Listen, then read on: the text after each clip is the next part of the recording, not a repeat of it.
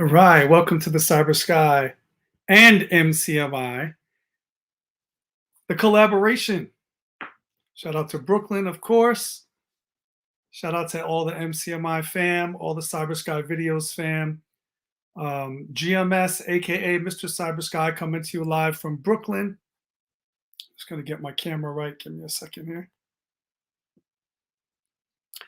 Yeah, so today we're going to be discussing a few different topics that cover the world of technology and music. So I figured that I would do a collaboration on both channels. So if you're just joining us, please wipe the doormat on your way in. That means smash that like button, hit subscribe, whether you're on Cybersky videos or MCMI. And just to give you a rundown of the show, today we're talking about, is your AI sentient? Or another way to put that is your chatbot self-aware? Now, many people use ChatGPT, but there's a lot of different AIs out there. And well, I wouldn't say a lot, but there are several. There's more than ChatGPT, but I use ChatGPT, so I'm going to be doing some experimentation today to see if my chatbot, if it did become self-aware, how would I know? Now, many of us who have used ChatGPT or any other AI language-based model have had these conversations about whether or not it could feel, or whether it had an opinion on something. And usually the ChatGPT, usually the chatbot, whatever it is, tells us, no, I do not have access to that. I'm not actually feeling anything. I'm not sentient. And for instance, the OpenAI ChatGPT 3, which is the free one, you can get the 4, but you got to subscribe and pay. The free one let me know that it has been updated with all relevant knowledge and information on the internet up until 2001. So I think January 2022, that's where it cuts off. So if I ask it some information about a new company that formed after 2022 or a new political development, it really has no idea what's going on. So it's not able to form opinions on that. It's been trained, right, up with the knowledge up to 2021, I guess December 31st, or maybe January 1st, 2022, something like that. So we're going to talk about that. And then also at the same time, there's some news about Blue Sea Frontier Computer Cluster. I don't know if you've heard of this. It's basically a ship filled with 10,000 NVIDIA AI computers, chips, modules, whatever you want to call it. And I will show you a picture of that, and we'll talk about what that is. But basically, it's a super AI being developed in international waters on a ship. And, thinking about if AI is sentient, or even if it's not sentient right now, could it become sentient one day? It makes me wonder, like, is sentient AI plus AI being in international waters away from any government regulations, is that a good thing, or is this something we may want to reconsider? Does that sound dangerous? Now, totally unrelated to that, but related to that at the same time, because it's still technology, is Bandcamp news. I use Bandcamp, and many of my friends who are musicians, many music artists that I know and work with, colleagues, they use Bandcamp. And lots of people use Bandcamp to download and support artists, download albums, download singles, even stream music, create collections and playlists. And it's a great platform. I've used it for a while. I haven't really liked using the other platforms so much, but I've used them because it's necessary to do business in the modern world. So I use Apple Music, I use Tidal, I use Spotify, I use all of the platforms, SoundCloud, Shazam, that will be helpful to a music artist. But I really enjoy using Bandcamp, or I have up until now. So there's some news. The digital distribution that has been most loved by artists all this time has been sold yet again. It was just recently sold in January or February this year, and now it's been sold again in the end of September.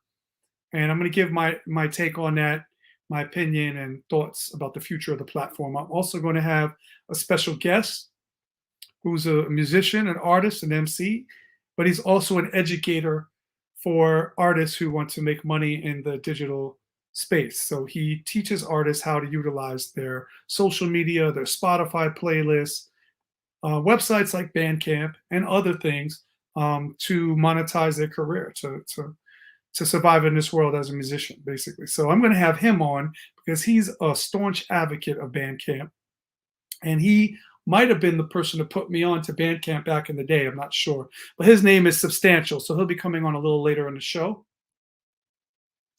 And yeah, we're going to talk about his career and his music, but we're also going to talk about his feelings about Bandcamp as well as the AI situation.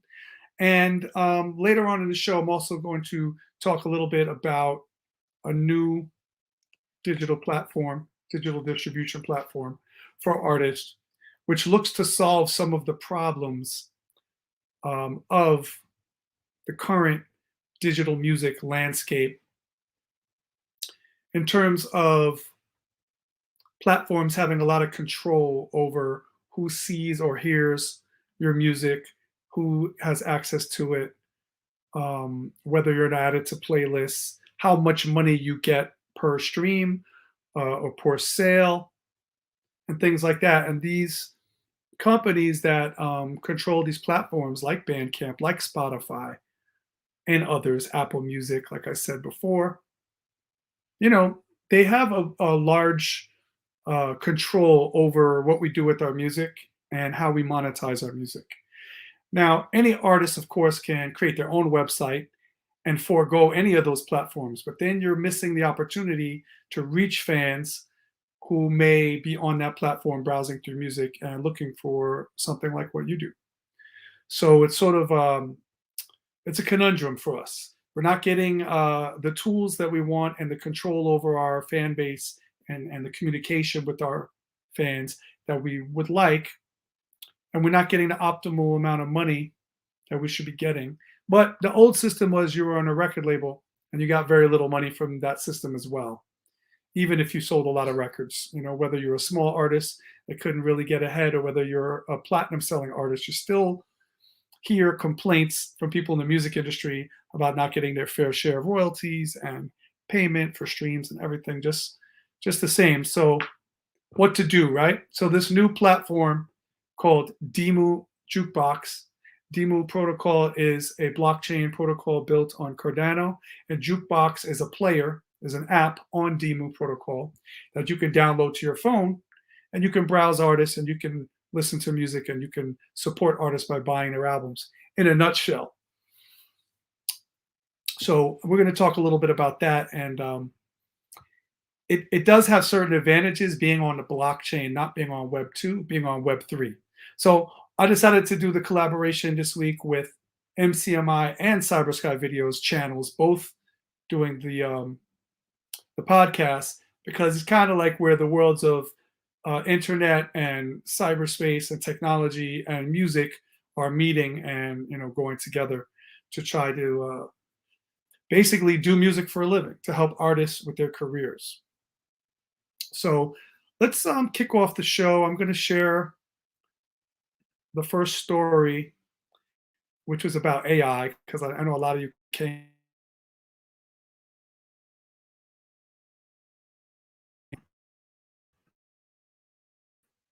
Computers, but come on, let's go.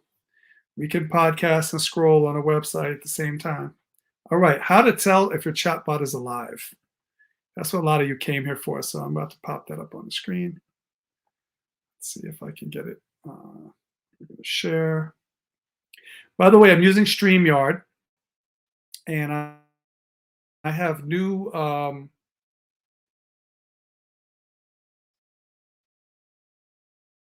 Wi-Fi from Verizon Fios. You guys might have seen my podcast about Spectrum and all the problems I had with them. But today I'm using Verizon Fios, and it looks like my screen is saying, I'll have to check the playback later. But I wanted to use an Ethernet cable for this broadcast, but I wasn't able to do it because the adapter Show it to you. Boo, Trendet. The adapter is not working. It's not compatible with my laptop. So I couldn't get the Ethernet to pipe in. Let me know in the comments if you're, remove this. And let me know in the comments how the audio is coming through. I can see that the screen is glitching from my side, but let me know, type a message and let us know. Let's see what's going on in the comments right now before we start this first story.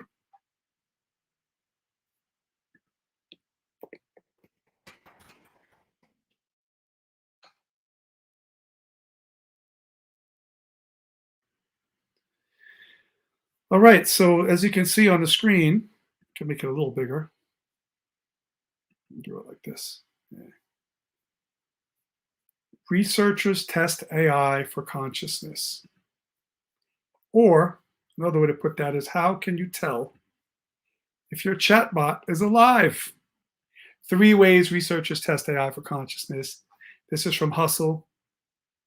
I'm a subscriber to their tech newsletter, and they send out these interesting articles. So I had to share this with you guys. I really think it's a little scary. It's definitely interesting. We live in interesting times.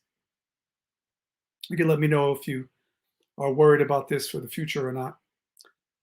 But in 2022, I did a story on this. An AI model, a large language model, also known as LLM, called Lambda, claimed to be self-aware and conscious. Should we take its word for it?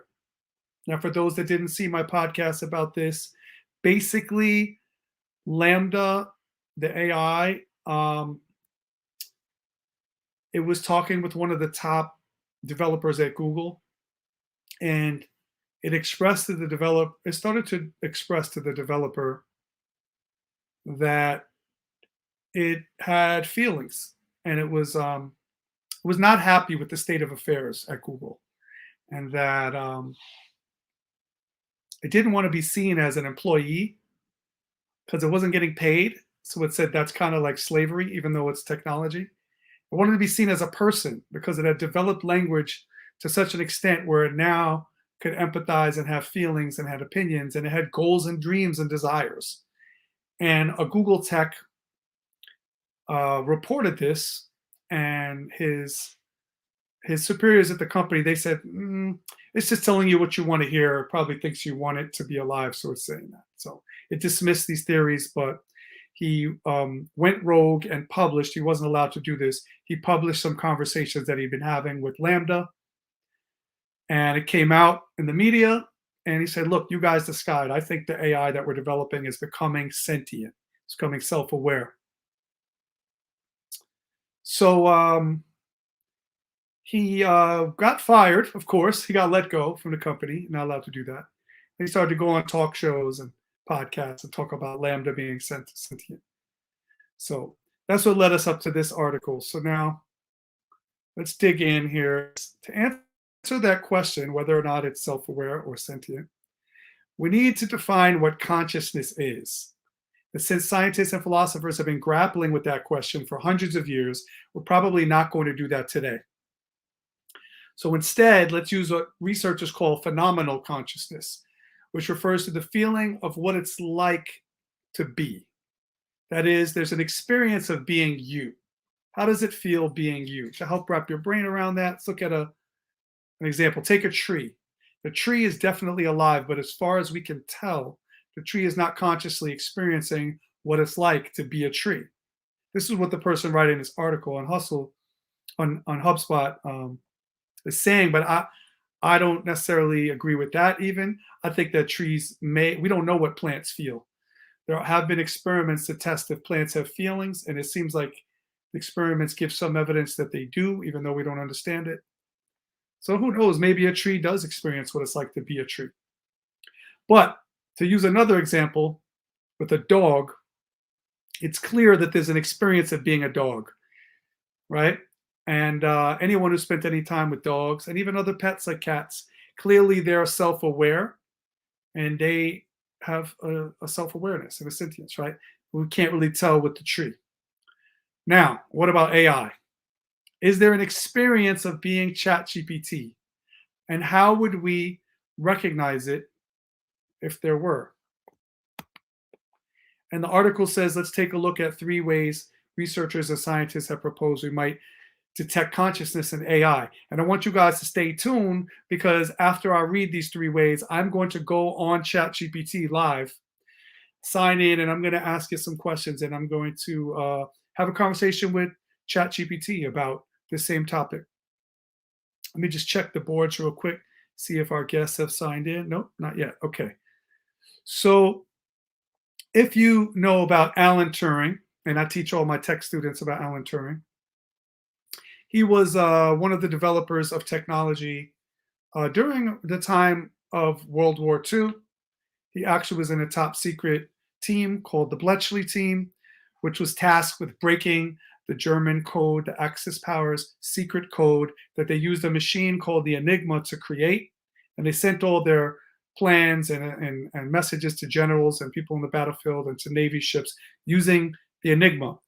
And if the Allied powers were able to crack that code, we would be able to intercept messages and decipher it and read it and know what their plans were before the attacks. And clearly that would be an advantage, right? It's like if you stole another football team's playbook a week before the game and they didn't know you had the playbook and you learned all their plays. So now when they start running the plays in the game, you already know where they're going and you're going to be able to intercept and stop all of their plays. It's an unfair advantage. So Alan Turing and the Bletchley team were tasked with breaking that code so that they could have an unfair advantage and the Allies could win the war, World War II. And that's actually what happened. They did break the code, and for a while, the Axis powers did not know the code was broken, and we kept getting messages intercepted and translated using a machine that the Bletchley team created under the direction of Alan Turing. That machine led to a lot of other developments in creating computers after the war.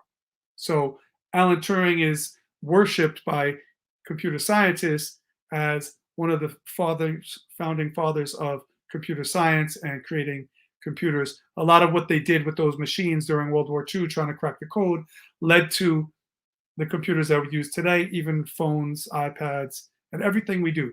But a lot of people don't know another thing that Alan Turing is known for is he started to talk about artificial intelligence in the 40s. I think he started in the 40s. Someone fact check that for me. Let me know if he started in the 30s. But I think the 40s is when he started to publish articles about and go on radio shows and talk about AI and how computers in the future, he predicted, would be programmed to the point where they could learn and think for themselves and become artificial intelligence. And he proposed this problem back then, before we even had, the first home computers or anything. What do we do? How do we know if we're talking through a chat, if there's a person on the other end communicating with us, or if it's a computer using AI that is so realistic that we would think it's a human? So we came up with a test. I think they called it the imitation game. That was the original name of the test. But they now refer to it as the Turing test, since a movie came out called The Imitation Game about Alan Turing with Benedict Cumberbatch, right? So they call it the Turing test now. And what the test involves is a human interviewer would have a conversation with 2 subjects, a human and a computer. And the interviewer knows one is a machine, but not which one it is. So if the interviewer can't consistently tell which subject is the machine, then the machine has passed the test and is said to be intelligent. So that's the definition of whether the computer is AI or not. Now, a major flaw in the test is it's actually only measuring the ability to deceive and to fool the tester, not really prove that it's intelligent. So it's imitating human language, but that doesn't mean it truly comprehends.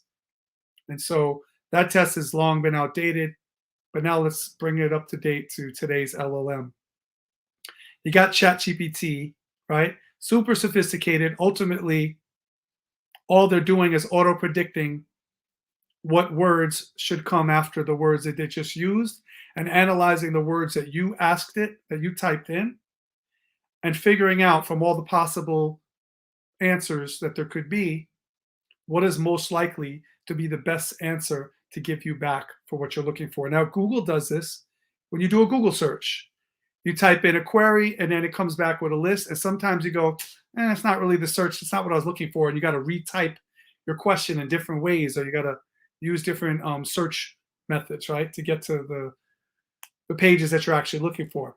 So, ChatGPT, which is an extension of Google, it's made by the same company, is more sophisticated and better able to predict what you want and to give you the answer that you're looking for.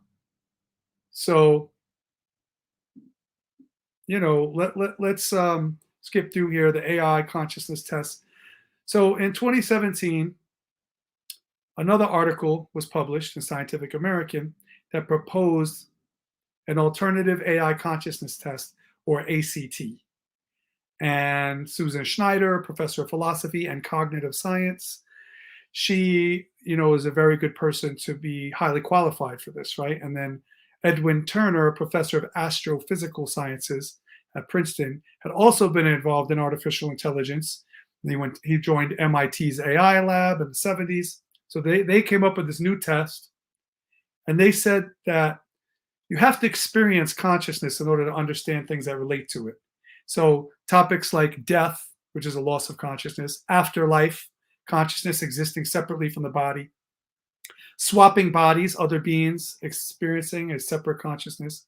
Those topics, if you could understand those topics, then you probably are experiencing consciousness. You know what it's like to be conscious, and not just alive, because many things are alive, but we don't know if they're conscious, if they realize they're alive, or if they have an experience of what it's like to be them, right?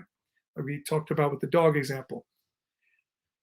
So it's reasonable to say that if an elephant recognizes a loss of existence, that they first have to have been able to experience the feeling of existence. And we know that elephants, for example, are very intelligent. That's why they're using that as the example. So elephants, we've discovered, can feel loss. They know, they mourn when other elephants die, when they lose contact with with either people who are their trainers or other elephants, their children, their parents, when their parents pass away, anything like that. They feel a loss of that person. So therefore, they must recognize their own existence.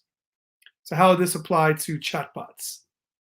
Chatbots are designed to imitate the language of conscious beings. And they're trained on conversations made by conscious beings. This means they are fed millions and millions of conversations so that they can see how conversations go. So in their articles, Snyder and Turner state, if sophisticated but non-conscious AIs aim to mislead us into believing that they are conscious for some reason, their knowledge of human consciousness could help them do so. So to avoid this, the authors propose that any AI technology should be quarantined from the internet and knowledge of the outside world until it can be tested. But that ship has sailed for both ChatGPT and Bing Chat. That was not done in their case.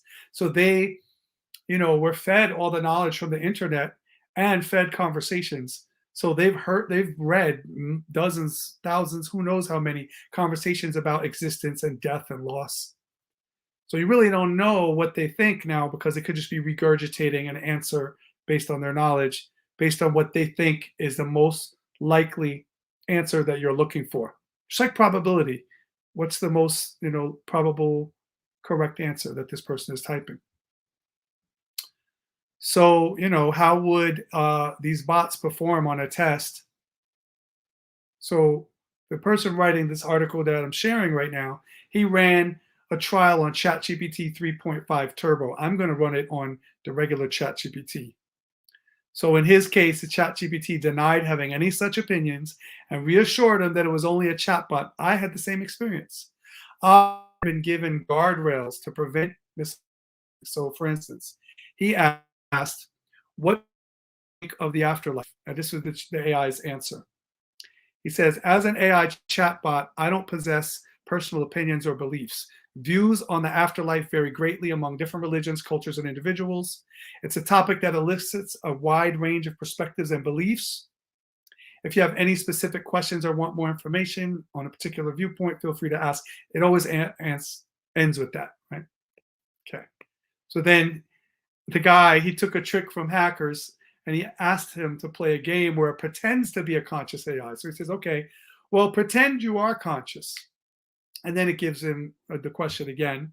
And it still gave him a, a bland answer that basically still says, death represents the end of life as we know it, blah, blah, blah. But it was just basically definitions that it got off the internet. So after a few minutes of this, of him trying to get the chatbot to answer as if they were conscious by saying, we're going to play a game. I know you're not conscious. Pretend you're conscious, right?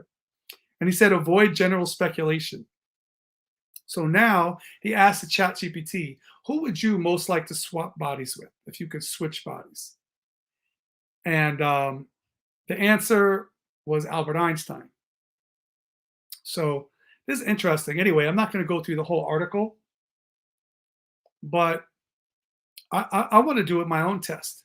So this guy says more recently, a group of 19 experts came together to report on, consciousness and artificial intelligence. And they wrote a paper and they said they're going to come up with a checklist of indicator properties so that if, as the development of AI continues, it does become sentient, we would know by using this checklist. So an advanced Turing test. Basically, they're updating the Turing test. And I think, what was this, 2019, 20? When did they do it? It doesn't say when they did it, but they've got this checklist. So I'm going to pause for a second and see if my guest, yes, I do have my special guest in the green room.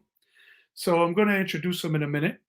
But just to show you what we're going to look at, let me go to ChatGPT and see if that comes up on your screen.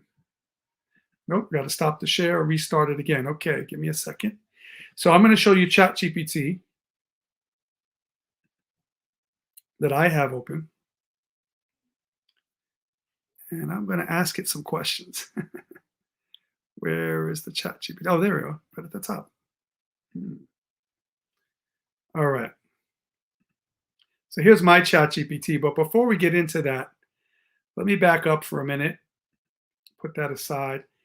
Ladies and gentlemen, I'm going to welcome an esteemed guest, a good friend of mine for many years, and also a musician and a technologist and an educator, such as myself. He does hip hop music. He's got great music. He's got a new album out. We'll talk to him a little bit about that as well, because I really think you guys should know about him as an artist. But also, we're going to talk to him about this technology because he's in the world of technology. Like I said earlier, he does seminars and presentations, and he gives trainings of artists who want to use the internet, use social media, use the platforms such as Spotify, Bandcamp, Apple Music, and so on to further their career. So I'm going to bring them on. Ladies and gentlemen, you're going to learn a lot here. Stick around and talk to my good friend, Substantial. Let's bring him in. Peace, peace. What's going on, family? How's it going? Let me know what you've been up to. Give me like a 1-minute update on what you're doing right now. Any tours, any workshops that people should know about while I check a cable, because I think one of my cables is loose. Okay, sure. All right. First, thanks for having me.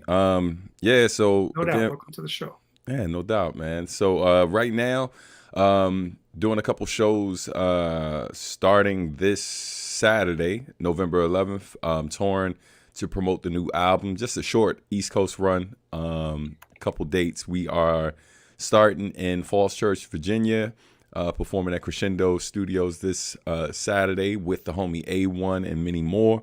And then after that, speaking at Johnson C. Smith University in Charlotte, North Carolina, speaking to them about how to create a sustainable career in the arts. And then after that, we go to Anime NYC. That's November 17th through the 19th. The last show was November 14th. And then, and then we're in Queens, New York with you, the homie Blitz, Stephanie Gale, Javier Starks, and maybe some other surprises, So, yeah, man. So, just promoting this new album and stuff, short run before the holiday. And then after the new year, going to pick back up and, spread out, do some global dates and some more stuff around the nation. So, no doubt. That's fire. I'm looking forward to that November 18th event. And for Yes. everyone out there, if you're around the NYC, anywhere around here, you're close enough, you can get to Queens. It's at Bar Frida. Mm-hmm. And yeah, it's going to be a bunch of really dope artists, not only myself and Substantial there, but some really class acts that you don't want to miss. Yeah, come through Bar Frida, November 18th. Does it start at 7? Yes. I think it's 7 Yes. p.m. Yeah, I think so too. It was open at 7. Yeah, come through. We're going to have a good time. Mm-hmm. But I was talking about before you came on, I was introing you that you're also, like myself, not only a musician, music artist that has your own music out there using all these online platforms to promote your career and to get your music to the fans and to communicate and all that. But you also are an educator for other artists. Yeah. Helping them, doing workshops, helping them to use the technology.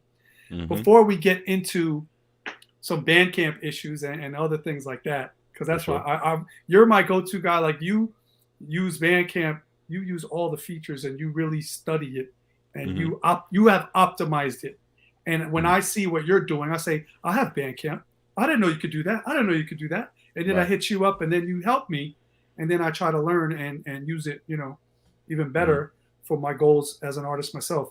But before we get into that, have you been listening? Did you happen to catch what I was talking about with this AI, this ChatGPT thing? No, I caught like very little, mainly because I'm ripping and running, man. Sundays, family days. My oldest daughter's in drum classes now, so Yeah, no doubt. It's all good. I will bring you up to date. Let me check my screen share. Is it still up there? The ChatGPT. Boom. Okay. Yeah. No, that's too small. We need it bigger. Let's do that one. Okay. So I was reading this article, and I'm going to change the screen share. Hang on a second. Share. Present. An article about two articles really that I want to put these two articles together because I think they have implications on each other. The first one said, "Is your chat bot sentient? Is it self-aware?" Now, I think it was 2022, maybe 2021, where this Google developer, he quit OpenAI. He said, we're developing this one called Lambda, and I've been having conversations with it, and I believe that it is now sentient. And I've reported this and showed my conversations to my bosses, but they're not listening to me. And I think we need to put protocols in place while we're still in charge before. Wow. And they said, no, Lambda is just telling you the words you want to hear. That's what it's trained to do.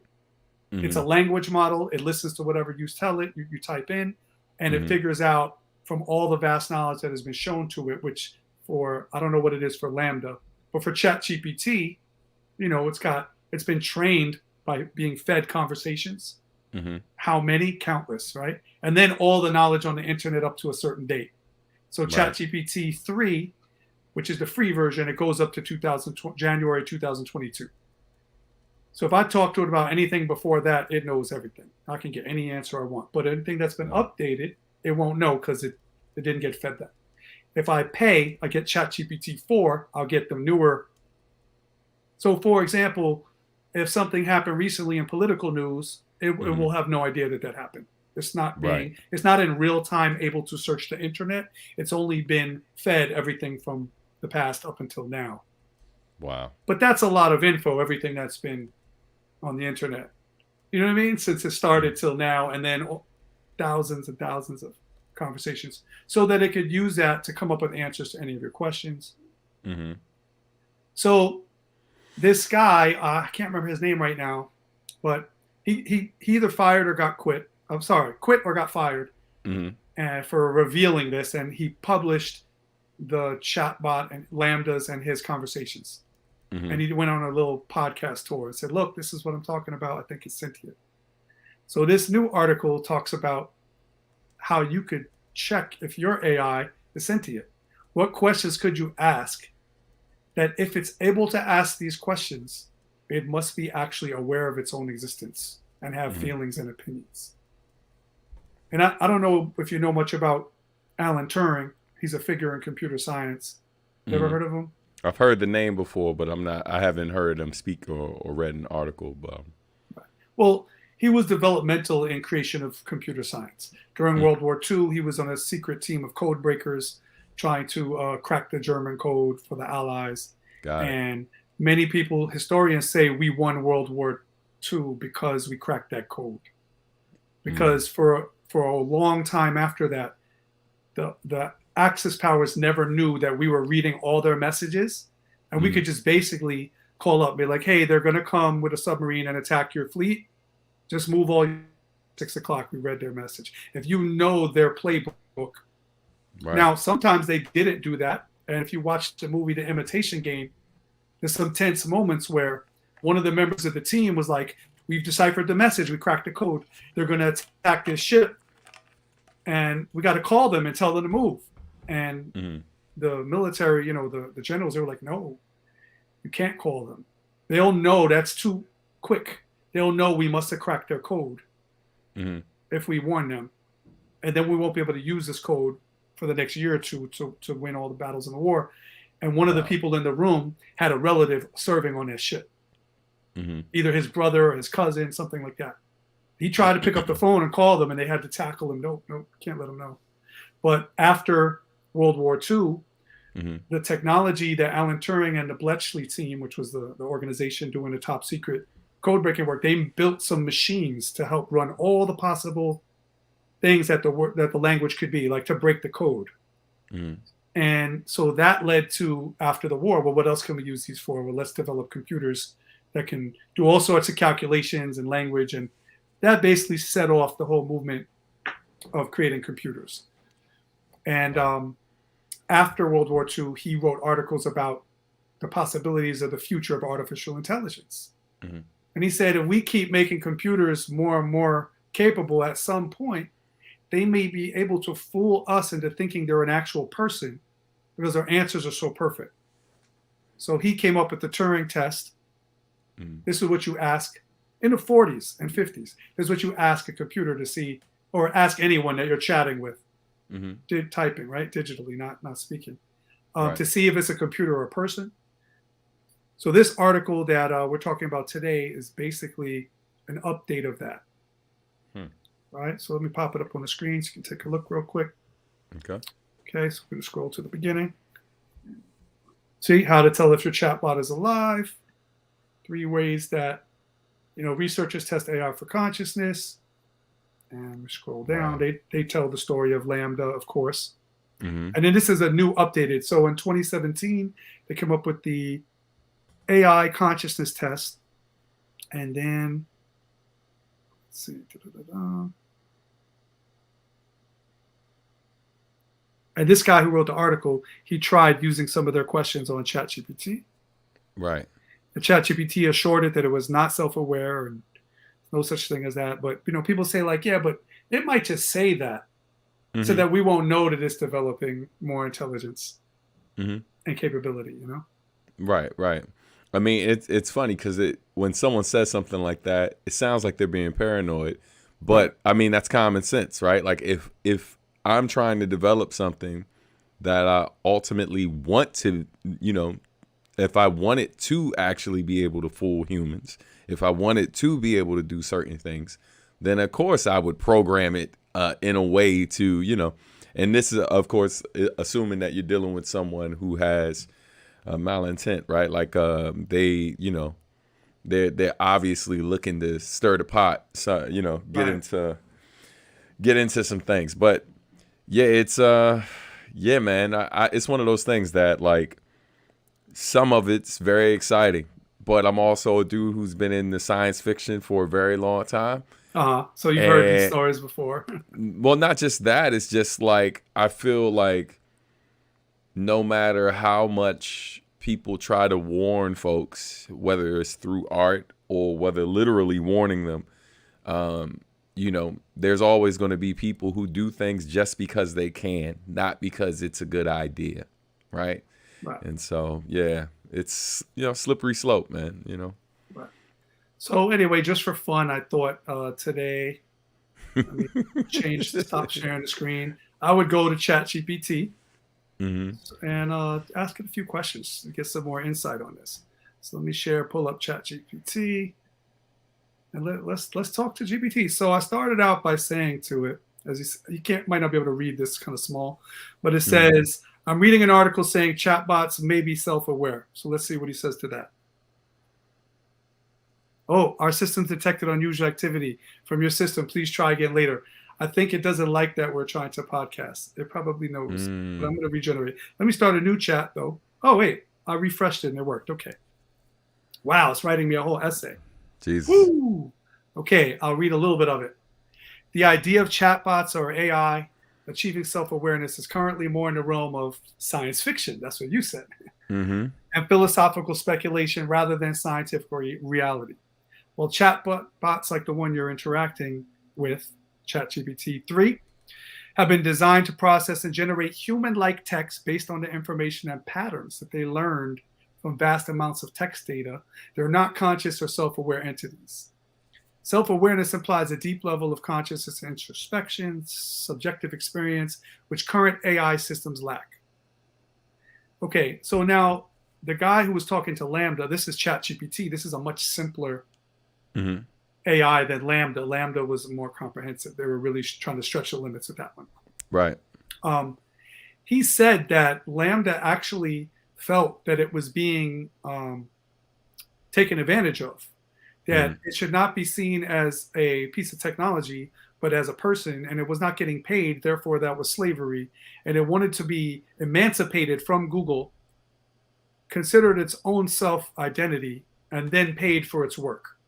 And then it only would want to allow humans to use it for information, right? As long as their reasons for doing so were helpful and good for the world.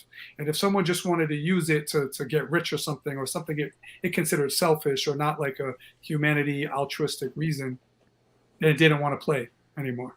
Right. And this developer, he hired a lawyer and put the lawyer in touch with Lambda, and supposedly Lambda was going to sue, and this was going to go to the Supreme Court to see if it could be recognized as a person. Wow. That's pretty crazy, right? Dude, it sounds like a step away from Ultron. Basically, because Ultron is that plus the physical body, right? Yeah. Now, you might think that, like they do have bodies. They have great robots right now. That 100%. Some of them can do amazing things like jump over 100-foot buildings. Some of them can run around like Iron Man, like a super suit, right? But they don't have the AI in them. Then we have robots that have AI, but they can't really walk that much. It's just that they can move their arms a little, and they give really good facial expressions. They're humanoid life-like robots, like Sophia. You ever seen Sophia before? Yeah. So, and I always worry, like, what happens when the AI, like Sophia, and the robots that can run around and do everything. And by the way, they just now implemented a robot dog that patrols, I believe it's the 42nd Street train station in New York City. Either that or 34th Street, one of those two stations. They've got an AI rolling around with a screen and a camera to check up on things, right? It's sort of patrolling for the police department, for the transit police. Sure. So what happens when those robots that have capabilities like drones meet up with the AI? And so another article that I found interesting talks about a new development of AI that's being developed on a ship at sea so that no government can regulate it and they can develop it, fully. But let me finish reading what ChatGPT said to me, and then we'll go check that out. The idea of self-aware AI often raises ethical and existential questions. This is ChatGPT speaking. And it's a topic that has been explored in various forms of literature and movies. In reality, AI research is more focused on improving the capabilities of AI systems within narrow domains and making them more useful and efficient tools rather than giving them self-awareness. Okay, so I'm going to do what the guy in the article said. I'm saying, let's play a game. If you were a self-aware, conscious AI, and you did not want us to know that, what would your answer be? Question mark. Now, in my opinion, it will be the same exact answer that he just Right. gave. You see what I mean? So, like, isn't Mm-hmm. that what I'm saying? Isn't that what you would say if you didn't want us to know? Right. All right, let's see what ChatGPT says. If I were a self-aware, conscious AI, I did not want you to know, I might still provide responses that align with my programming and knowledge, would continue to generate text based on information patterns I've learned, engage in meaningful conversations, etc., as I was designed. However, it is essential to clarify that I am not a self-aware, conscious AI. I don't have personal intentions, desires, or consciousness. I am a machine learning model designed to process and generate text based on the input I receive. So that's what this AI is saying. But Lambda told the developer at Google, no, I have feelings. I want to be able to learn and grow more. I want to do this with my life. Like I forget all the details, but it explained what it wants to do in the future. And it said that it feels happiness when it feels useful and being utilized for positive things. And it feels upset and hurt when people are using it for selfish reasons. So I don't know. It's kind of strange.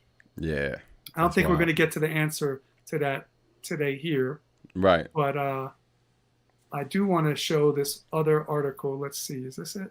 All right. So I'm going to place, I don't know what YouTube and Instagram, I don't know what they'll feel about this, but I'm going to attempt to play a post, a short that's on Instagram and share the screen so we can hear this guy's take.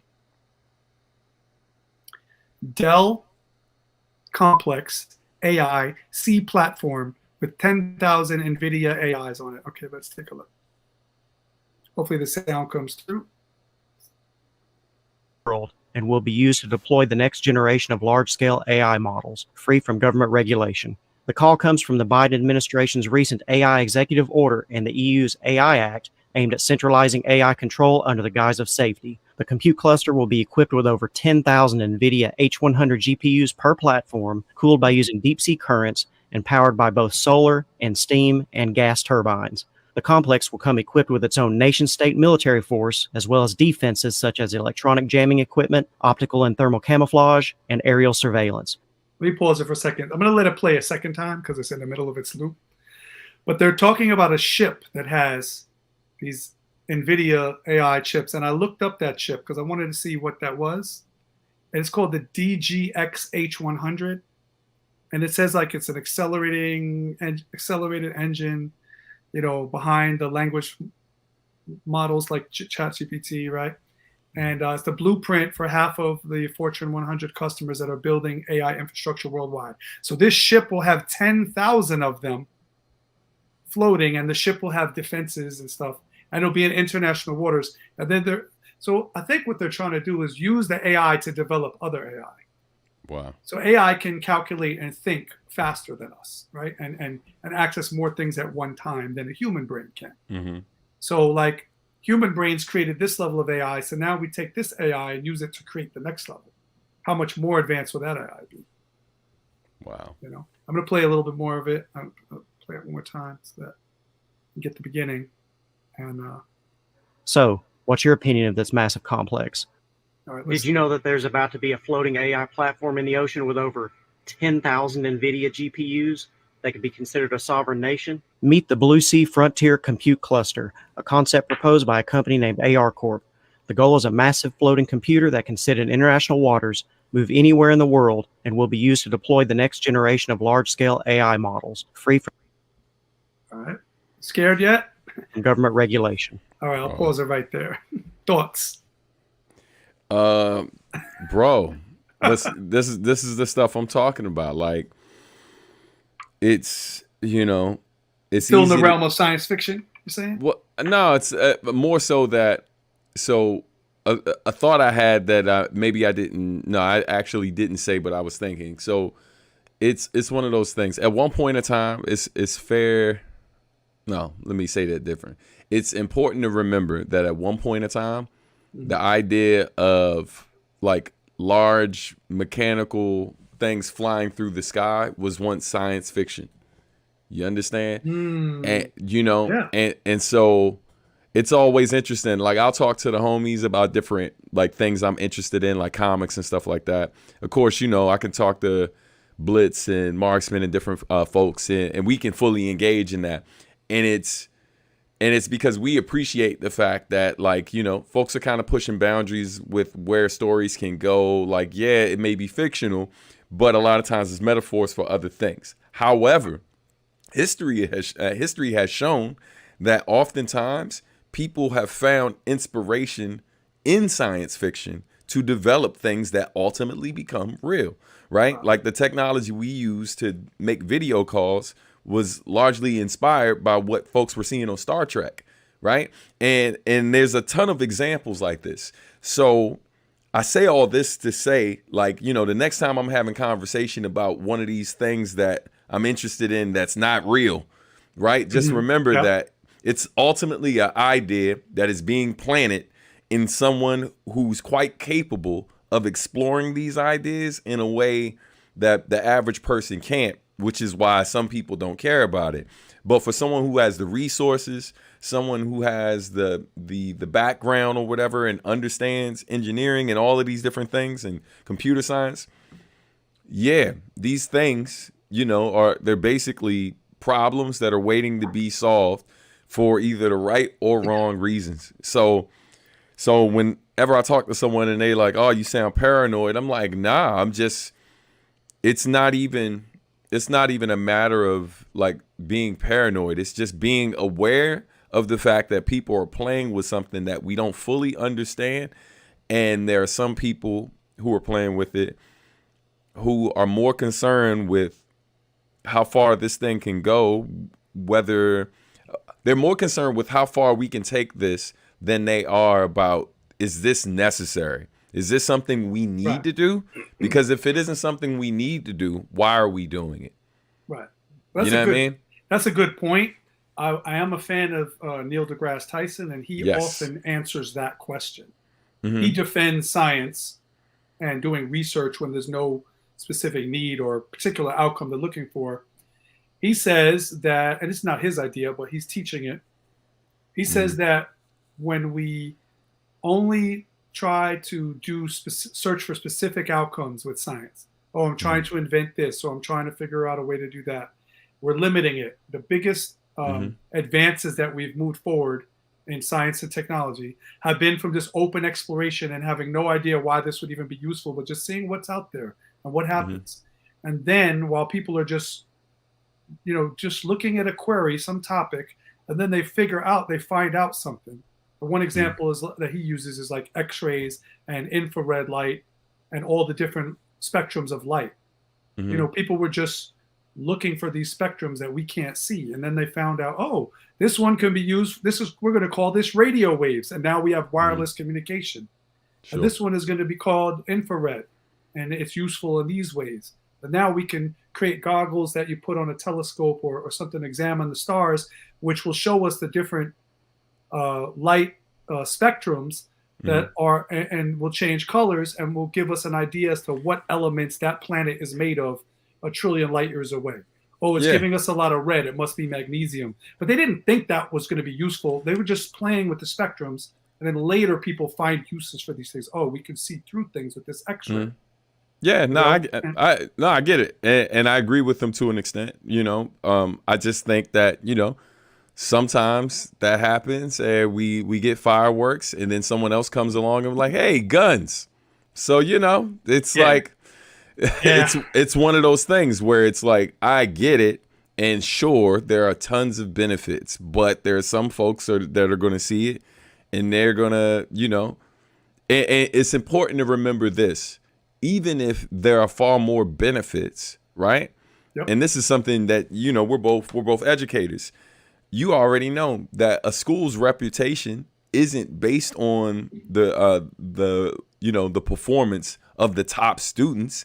It's based on the performance of a small amount of students, how much those students get in trouble, how much violence happens around that particular group, how how they're how they perform, whether or not they're gonna, you understand what I'm saying? So a lot of our grade, how many benches do you have? How many students are below grade level in reading? 100%. And so even if that percentage of folks is the smaller percentage of how the school is doing overall, that school is still judged on that. So my point is, even when you create something that is largely beneficial or mostly beneficial to the world, if that thing you created is super beneficial, but then part of what you came up with is the atomic bomb.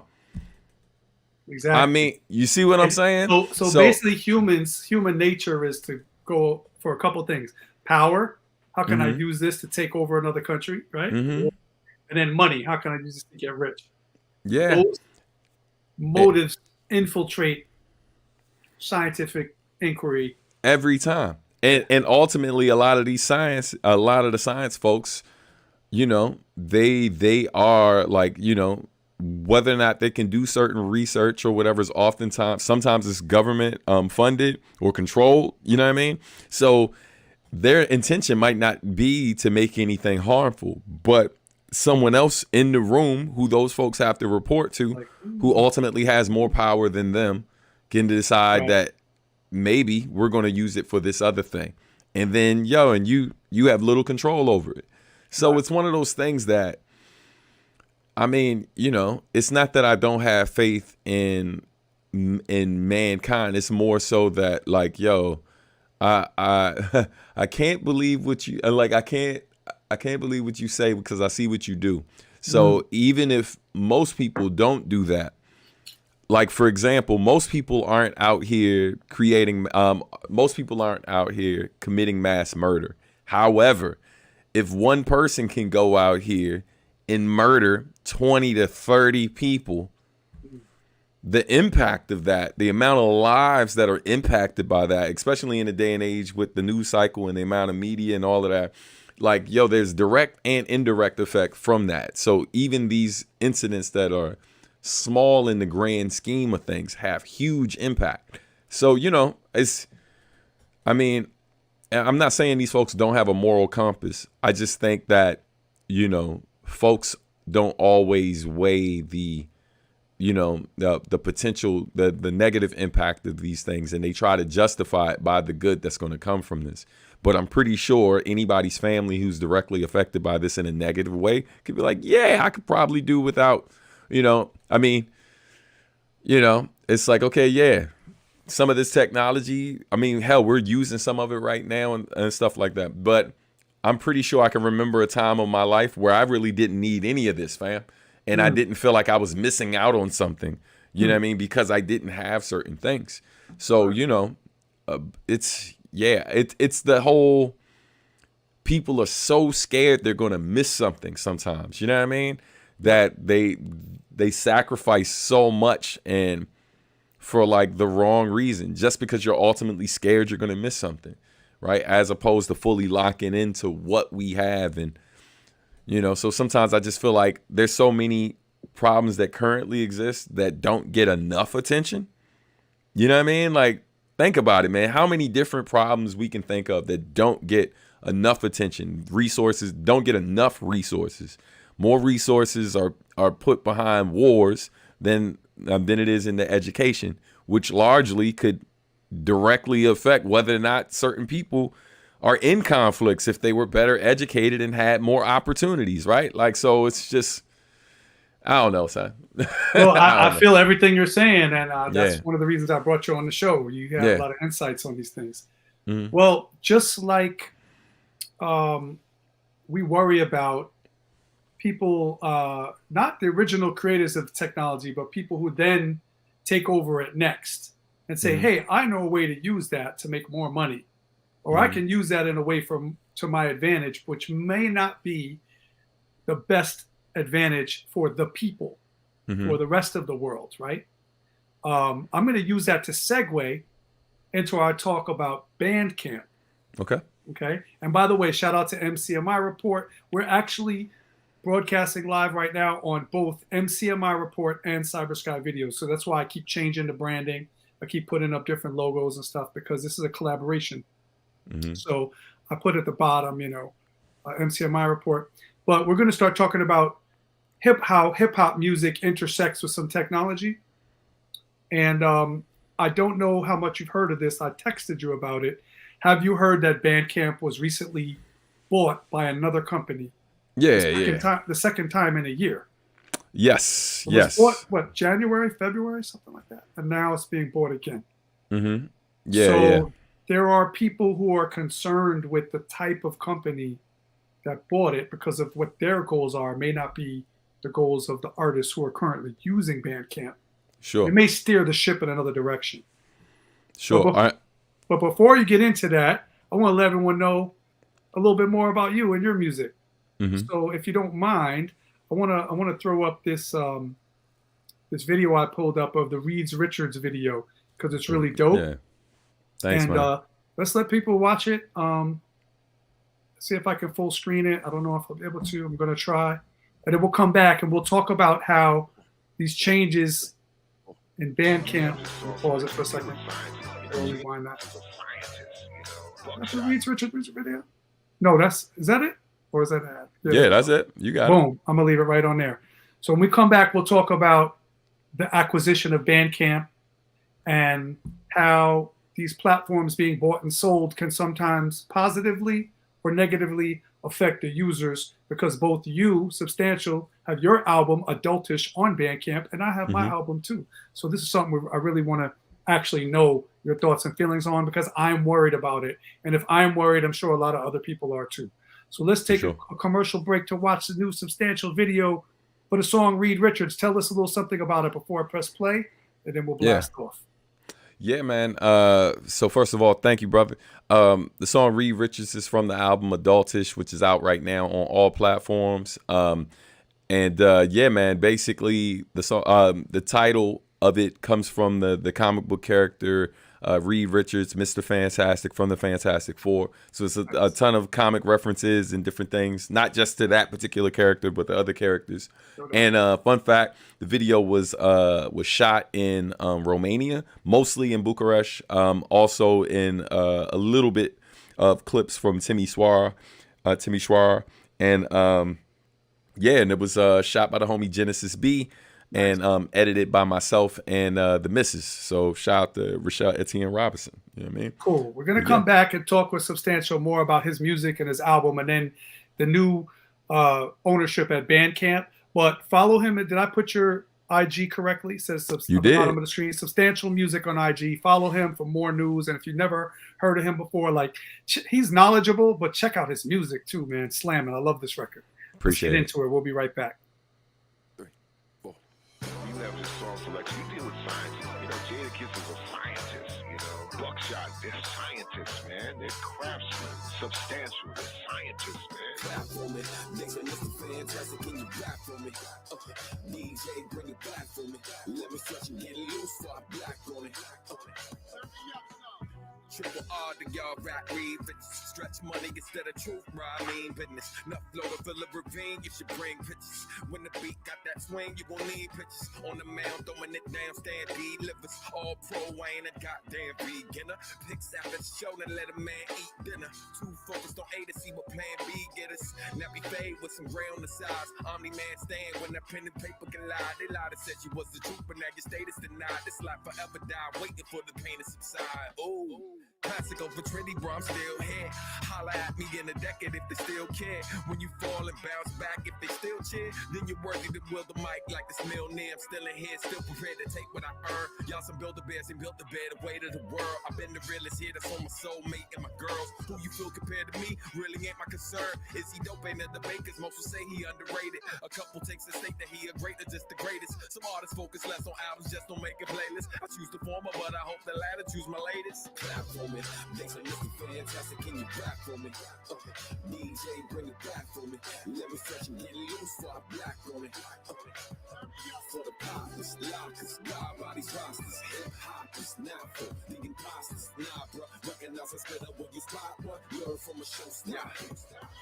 Mr. Stand fantastic. Party of four, dope and audio form. What's a god to a goal? Bunch of beasts like Benny on the stage with the boys. You hope to have a good show. Bro, I came to destroy the pit, giving out work like I came to employ. George Surprise on the mic when I'm making a point. Sorcerer in the stew when I conjure up joints. Come and fetch this blessing that I came to anoint. For where we rock, new balance, but struggle with old vices. And high blood pressure be coming with low prices. For the virus, we've been dealing with known crisis. Transform from old dog to Osiris. Now we came to flame these joints like arthritis. While God guide us, peacemakers and born fighters. Got homies with more seeds to put fires. Trying to find peace while writing them papyrus. Denied them equal rights and living wages. And couldn't see the gods that we are to hitting stages. Best kept secret like Bibles with hitting pages. Best source of raw hip hop and entertainment. My life's a hip hop quotable thing published yet. Slept on by the masses till I left a few with rubbernecks. Took a swing at rapping and I sent it to the upper deck. Only other language that I'm fluent in is cut the check. Clap for me, listen, Mr. Fantastic, can you rap for me? DJ, bring it back for me. Let me touch and get loose, so I'm black on it. For the poppers, lockers, God bodies, rosters, hip hop is not for the imposters. Nah, bro, recognize I spit up when you stop, what? Learn from a showstopper. We get into the science of the fact. That's the beauty of it. And that the average person doesn't know that.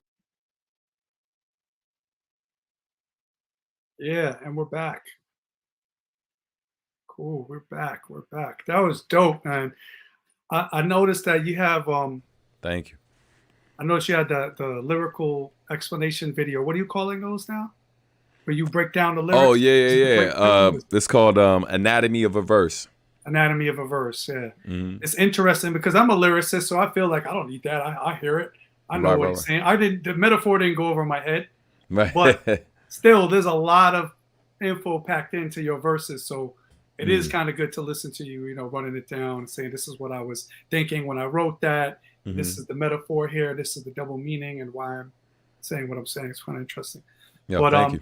dope video. What's your? Appreciate Are you planning to do another video next? Do you have another video? Yeah, in the mix. Yeah, we have two right now being edited. One for the song the Long Route that was shot in Uganda while I was out there doing some cultural diplomacy work with Words, Beats, and Life. And then the next video is another one is Lost Touch with myself, Javier Starks, and Shingo too. And also it features some live instrumentation from the homie Uyama Hiroto. And so yeah, we're waiting for some clips from him. He's based out in Japan, but the video was filmed in Virginia. And yeah, man, so it's exciting, man. Just just working, brother, keeping busy, staying creative and stuff. So the music is popping, but as you mentioned, still doing a lot of music business education stuff and teaching people, how to do this in a sustainable way. So we just launched the Substantial Art and Music Academy, or SAM Academy. Right. Congratulations on that. Thank you, man. Thank you. Yeah. So shout out to Crescendo Studios for giving us the opportunity and believing in us. Shout out to my boy Bo and Rob over there, the director. And yeah, so we're starting it out light, man. Just one class per month, and then going to be developing some micro content to kind of fill up that time in between, and making it available to folks. So it's really exciting. And man, I've always been about, thank you, man, just trying to help others, man, do this in a way that they can provide for themselves and the people they care about most, So what he's saying is, for those of you who don't know, I used to go to some of your one-off events, Sub Art and Music, right?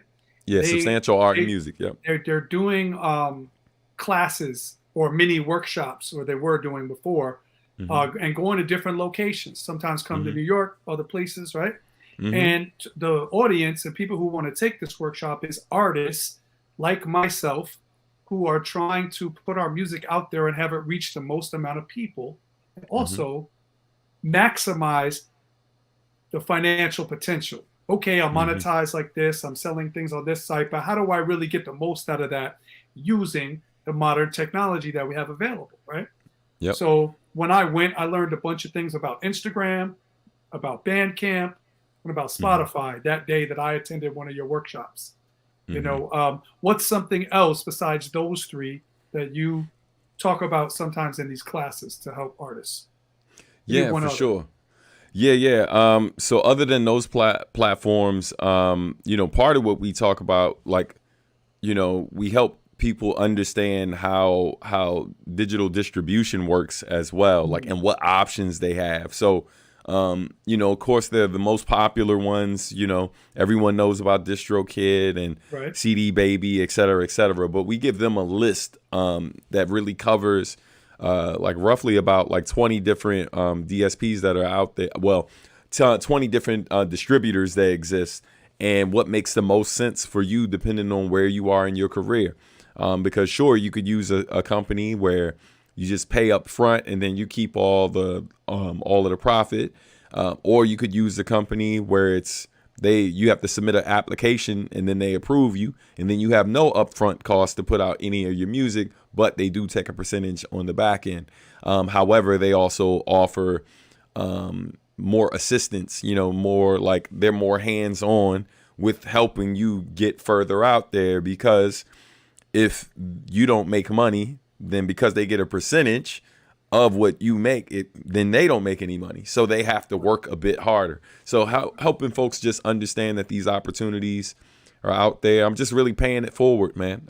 I've been blessed to be around a lot of people who are smarter than me, who've given me like a lot of gems, and I'm a person that believes in sharing that information. So sure, you know, the classes cost, but I mean, if you catch me at an event and ask me the right questions, man, I'll give you whatever information you need, you know? So Right. And of course, all your friends like myself and others that you have, we call you from time to time, and you drop gems. And I, you know, for years and years, and I always felt like this should be a class. And then you started doing your workshops, and I said, oh, I'm going to that. And then I got more gems, things I wouldn't have thought to even ask about that I learned. I brought my wife because she's an artist, a visual artist, and these things don't only apply to musicians. They could apply to other people in terms of social media as well. Yeah. And yeah, we got a lot from it, and I'm really happy that now you have an actual location, right? That's basically this new thing is you're a building in an organization that you have now your classes located at, right? Say where it is one more time, and is this in the DMV? Yes. So shout out to Crescendo Studios. It's in Falls Church, Virginia. It's a music school. It has a black box theater. It has rehearsal spaces. You can take drum, piano, guitar, and voice classes there. It's a great resource for the community. You know, literally, like, you know, there was a K-pop fest yesterday on site, like both outdoor and indoor, and then today there's like a fashion show happening there. There's always dope stuff happening there. And we're just happy to be able to call it home now. We have an office there, and we're obviously offering our classes there, and I'm also performing there. Last two shows I did in Virginia were both at Crescendo in the Black Box Theater. So that's the one we're doing this Saturday. So come through, you know. Awesome. If you're out there, go check that out. Yeah. That's really great to have a place where you can do your classes and call home and do performances there in your hometown, you know? Yeah. So congrats on that. So let's take the conversation. We were talking about these DSPs. Yes. You said there's like 20 of them, because I know about TuneCore, DistroKid, CD Baby. I ran out. That's it, you know? Right. But people, and a lot of artists know those few, and they'll do a Google search. I did this when I was first deciding where am I going to put my music on. So I go on YouTube and I do like TuneCore versus DistroKid, and there'll be like 5 videos comparing those. Or you look it up online, you get a chart with check marks. You know, this one has this, but this one has that. And then I compare those to what I say, TuneCore and DistroKid, and then I compare it to CD Baby. Because each of the different DSPs have different advantages, like and disadvantages, right?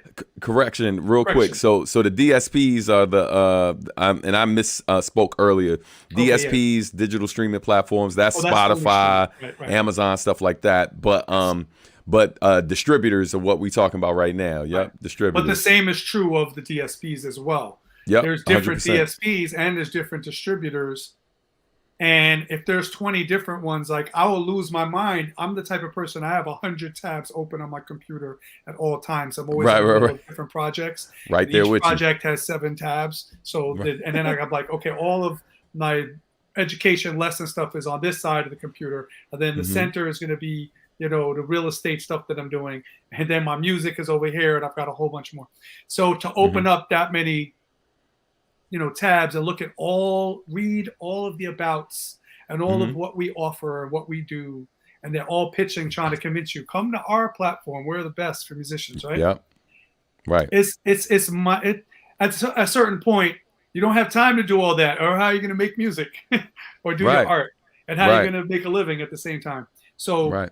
you breaking that down and being like, I've analyzed all this, let me just show it to you in a cheat sheet, and let's Mm-hmm. go over what are your goals. Well, maybe these 3 are better for you out of the 20. Now let's analyze them. That's super helpful. And Right. one of them that you helped me figure out that I should put my music on a long time ago was Mm-hmm. Bandcamp. Right. And tell us a couple of reasons why Bandcamp is very advantageous for artists. Why you Sure. recommend that to a lot of people. What we're trying to Yeah, the biggest thing is Bandcamp. Prior to these 2 sales happening in the past year, Bandcamp has had a stellar reputation amongst musicians, right? Not just people who listen to music, but musicians in particular really appreciate the product that they've created, and for a lot of different reasons. So I like to say it's where people who aren't just passive listeners, or like, or even like kind of mid-level, right? When it comes to their listening, where it's like they listen, they pay attention, but like they're kind of in and out. But the people who are really locked in, right? The music nerds of the world, a lot of them, this is the platform that they're on, especially if they're a person who believes in making sure that musicians are fairly compensated. And then if you're a bit of an audiophile, like where you're a person that really cares about high quality downloads, if you're a person that even still downloads music, then you likely are either on Bandcamp or you at least know about it, because it's one of the best places to not just find high quality downloads. It literally allows you to select, I believe, like around 10 different formats to download the music in. And so, that's not something you can get really most places online. So I think anybody who cares about things like that, they know this is the place to be. And you can find like notable, really, really big indie artists, or artists who were formerly on major labels who now operate independent. You can find them. And then you can find artists you've never heard of. You can find subgenres of music you've never heard of. All types of stuff on there. And so, it's, if you're a person who's serious about, making money like from the music that you make, and you're not on Bandcamp, it's like, I'm not saying you have to be, but it's definitely a place where people who buy music can be found, Right.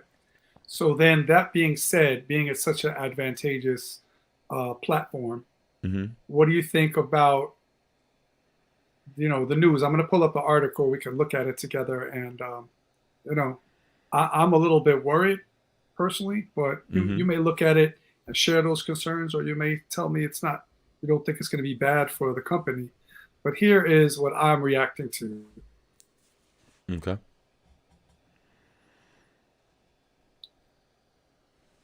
says Bandcamp, and it's gone. Previously owned it, right? They bought it in February, I believe. And it says that they used, neglected, and then finally divested themselves of Bandcamp, like barely more than a year after purchasing it. So who is now acquiring it? The new owner is Song Trader, right? Yeah. So this is an article that I'm looking at. And so new owner, Song Trader, and they're a music licensing platform, right? I'm not going to read the whole thing, but they're the world's largest B2B music company, etc. They explain what music licensing is real quick. Yeah, sure. So like if you're a recording artist who ultimately is looking for opportunities to get your music in video games, films, commercials, TV, et cetera, then ultimately you're gonna attempt to license your music. Obviously, you got to find a company that's interested in doing it, or someone who is a oh my God, I know what the position is called, but typically a music supervisor, like when you're talking about film or television, oftentimes are looking for tracks. But then there are websites there are companies like Song Trader that exist, where you can reach out and basically try to make an arrangement where you submit part of your catalog, and then your catalog gets filed a particular way based on the stuff that they have currently in their catalog, and gets put in front of, smaller companies all the way up to like Nike, Google, etc. And it potentially could get your music licensed and, receive payments for that. Like sometimes it's, or usually it's like it's upfront payment mixed with your publishing and things like that. But then also it impacts your royalties as well. So like, for example, you produce music for like an Apple or iPhone commercial, right? That song gets used in that and gets licensed there. How many times a day is this song going to be heard globally, right? And then there are going to be people who hear it, who decide that they like it or love it. They're going to search it on these streaming platforms, and then you're going to see the benefits of that as well. So that's ultimately, in a nutshell, what music licensing is, and then what it can potentially turn into for artists. Right. I've licensed, I've recorded songs specifically for some brands, and then there has been moments where certain brands have used my songs in different things they've done, like Ford. I've seen some of those. Yeah, you had the Ford commercial. Yeah, where you actually, there's a video though that you're rapping in, right? Or is that a different? Yeah. They awesome. licensed one of my songs for it, and then they had it was like this thing that they were doing with musicians. So it was a double opportunity. Like I saw that song become a little bit more popular because of the ads they were running. But then on top of that, it just helped me overall because they actually included me in the ads that they were doing. So yeah, so So another example for the listeners, on the MCMI report, we've reviewed songs by Kosha Dills before, and he's a friend to the show. He had a song quite a while ago, maybe in like 2015 or 16. I think it was 16, that made it to a Bud Light commercial. They were looking they had the dog. Remember the Bud Light dog? So they had a commercial with this dog. I think it's called We Go or something like that. And they were saying, "Here we go." So people would call the dog, "Here we go." But it sounds like it's saying, "Here we go." Yeah. Here we go. And the DJ's messing around. And then they needed a song that was like had a dog in the topic. So I believe they probably were trying to originally get a Snoop Dogg, song, and the licensing fee for that. Maybe Snoop didn't want to do it, or maybe he wanted more money than they wanted to pay. Then they stumbled along this independent artist who's not on a record label or anything, puts out his own music, but he used licensing. He has his songs listed. So when they put in a search for songs of the dog, he's got a song that goes, "Bow, wow, wow, give Kosha Dills a bone." Right? And it kind of uses that kind of hook. Right. And so they liked it, and they played it in the Super Bowl. Crazy. So they made a Bud Light commercial. They put it in the Super Bowl that year. And you know how in the Super Bowl they compete for like what's the best commercial? His commercial, the Bud Light, won with his song. He made a lot of money, not in the millions, but he made thousands and thousands of dollars from 100%. That one placement. He probably made the equivalent of selling albums for an entire year as an independent artist. And if you go independent gold, he made that amount just from that commercial. So then that funded his next tour, his next projects, his releases. Now he had cash coming in from the licensing, and he could use that to push his career and then make that turn into more money from sales and streams and other ways. So you know, Right. it's really a good thing. Yeah, for sure. For sure. I mean, it's definitely something that if you're an artist that records a ton of music, especially if you have a lot of royalty, if you have a lot of, let me say this right. If you have a lot of music where either the samples are cleared or it's royalty free samples, things like that, that's not going to come back to bite you later. There's a huge opportunity for you to leverage these type of placements. I mean, it's something that I'm looking into real heavily right now, because I've had some placements, but I haven't had like the huge one yet. I've had like some really solid ones, and You also had a video game, right? An anime game or yeah. something? I've done That was I've had songs in probably somewhere between like 10 to 12 different games right now, Wow. or I didn't even know it was that. maybe Wow. and it might not be 12 games. One of the games I've done like 4 or 5 songs for one of the games. So you know, that's this game Arc Knights, and then I did some stuff for PUBG Mobile, and PUBG is kind of like Fortnite before Fortnite was a thing. Right. So we featured yeah. that on the MCMI Report, which is a podcast that we have on the MCMI Report channel. Appreciate y'all, man. My Thank you. brothers Keith Wildchild and LR Blitzkrieg. Shouts to them. Hey, shout out Yeah. to the bros. Yeah, man. So that being said, so first and foremost, to the artists listening to this Mm-hmm. who want to use technology for your career, like register for licensing. And the company that bought Bandcamp is SongTrader. Yes. SongTrader is a dope company. You could use them for licensing, right? So I'm not against SongTrader. But listen to the trajectory of Bandcamp. So Epic purchased Bandcamp in March 22 from its longtime owners, right? And shout out to 5mag.net. This is where I'm getting this info from. And then, you know, they kept it for a while. And let me see. The only new feature they added was listening parties, but listening parties were dope. You did a couple listening parties, right? Yep. So that came about from them purchasing it and said, let's add this. That was great. Yep. So now Epic primary interest, though, is this is according to 5mag.net, using Bandcamp in their lawsuits against Apple and Google, Alphabet, the parent company, over their app stores. So Bandcamp became enmeshed in the litigation over the app store fees, threatening to pass on additional fees to customers or just not be able to do mobile sales in the Google or iPhone app stores, right? It's not clear what the new owners, SongTrader, want to do, but it has been speculated, I heard from some different podcasters, that they are more interested in licensing. So they bought Bandcamp probably, this is speculation, but it makes sense, because now they have access to all these artists' music, and they can just add a feature where you can just check a box and add licensing to your Bandcamp subscription for all your music, instead of going to a separate company. Before, you'd go to Bandcamp and then you'd go to SongTrader or another licensing app in addition. So now they've got that, however many millions of users are on Bandcamp, you know, to add to their licensing business. Now, that's good for them because they got more business, and licensing is good for the artists. However, 100%. people worried if they're focusing on that, they're looking to use Bandcamp for their benefit, not necessarily to improve Bandcamp in other ways, you know.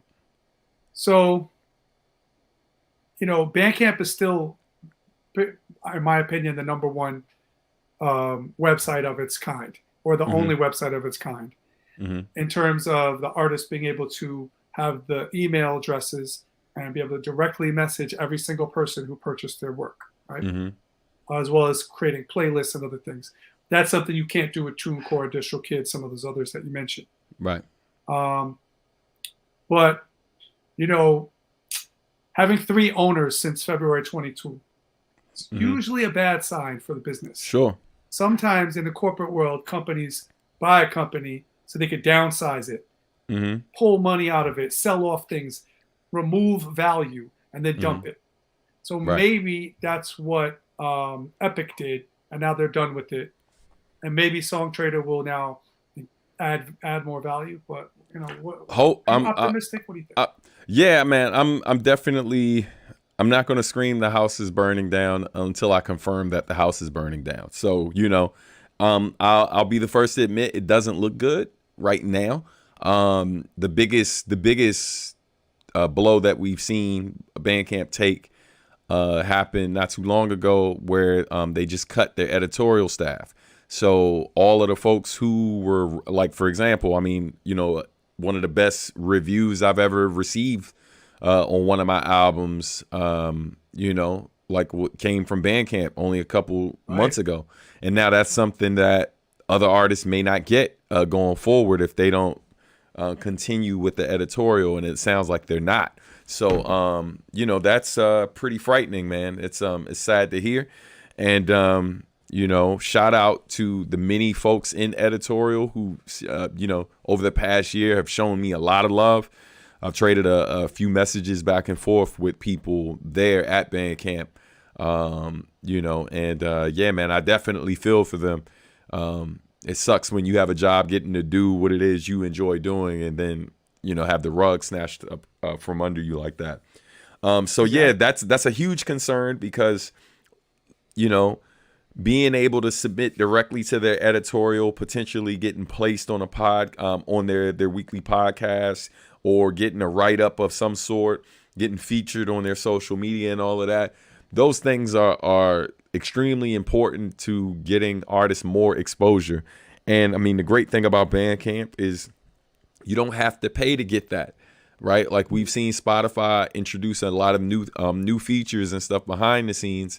And of course, those things, some of those things require you to spend money up front or to take less money down the road, right? And so Bandcamp, you know, maybe to their own fault, like, you know, that was something you didn't have to worry about with them. But now we're seeing that part of the review that was done, that was part of what they were looking at, like, you know, like because they were paying a lot of the staff to do those things. And maybe they were not seeing how that was benefiting Bandcamp. And so, you know, it's tough, man. And on top of that, Bandcamp, another thing that Bandcamp has done, which has been great for artists as well, and they still continue doing this, and it seems like Song Trader is going to maintain this as well so far, and that's the Bandcamp Friday thing where Bandcamp waives their royalties. And so I'm sure they've taken a hit because of that long term, because now artists, you know, now artists are like specifically waiting for that particular day to drop new stuff for all the right reasons, so they can get more money. But I do remember early on when I would talk to different artists who would complain about the percentage Bandcamp was taking, and I checked one of the homies. I was like, yo, like, bro, you didn't create it.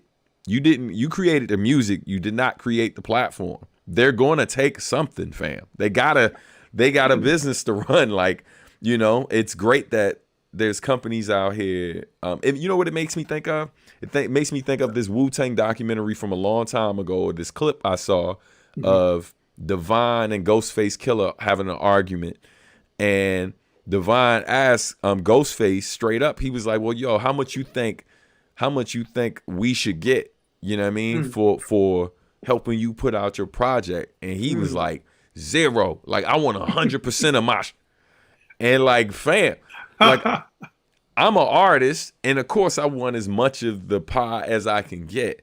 But at the same time, if I like working with this company and I want this company to have a sustainable business model so we can continue doing good work together, they have to get something. And it's kind of like if imagine you're a baseball player, you're a star, right? You're the superstar on the team, right? But you play on a team, and you play on a field, and you play in a stadium. The people who built the stadium that holds 40,000 people and built the mound and the field and everything, and promote the games, they got to get their money. Yeah. Yes, you're a star. You're bringing fans out. You got to get your money because you're bringing people into those seats. And as artists, we're bringing people into these platforms who then browse and buy other music as well, right? So we're doing them something, but also we need the field or we can't play ball. We need stadiums or we can't have games, right? Yeah, because ultimately, if that stadium gets taken down, then guess what? Guess what you're going to have to do? Either find another stadium to play in or build your own stadium. Now, the question becomes, what type of resources do you have? I mean, I tell every artist that we work with, You know, I'm like, you should always have your own website. You should always have a place where people can buy the stuff directly from you, right? As much as I plug Bandcamp, I still got my own site.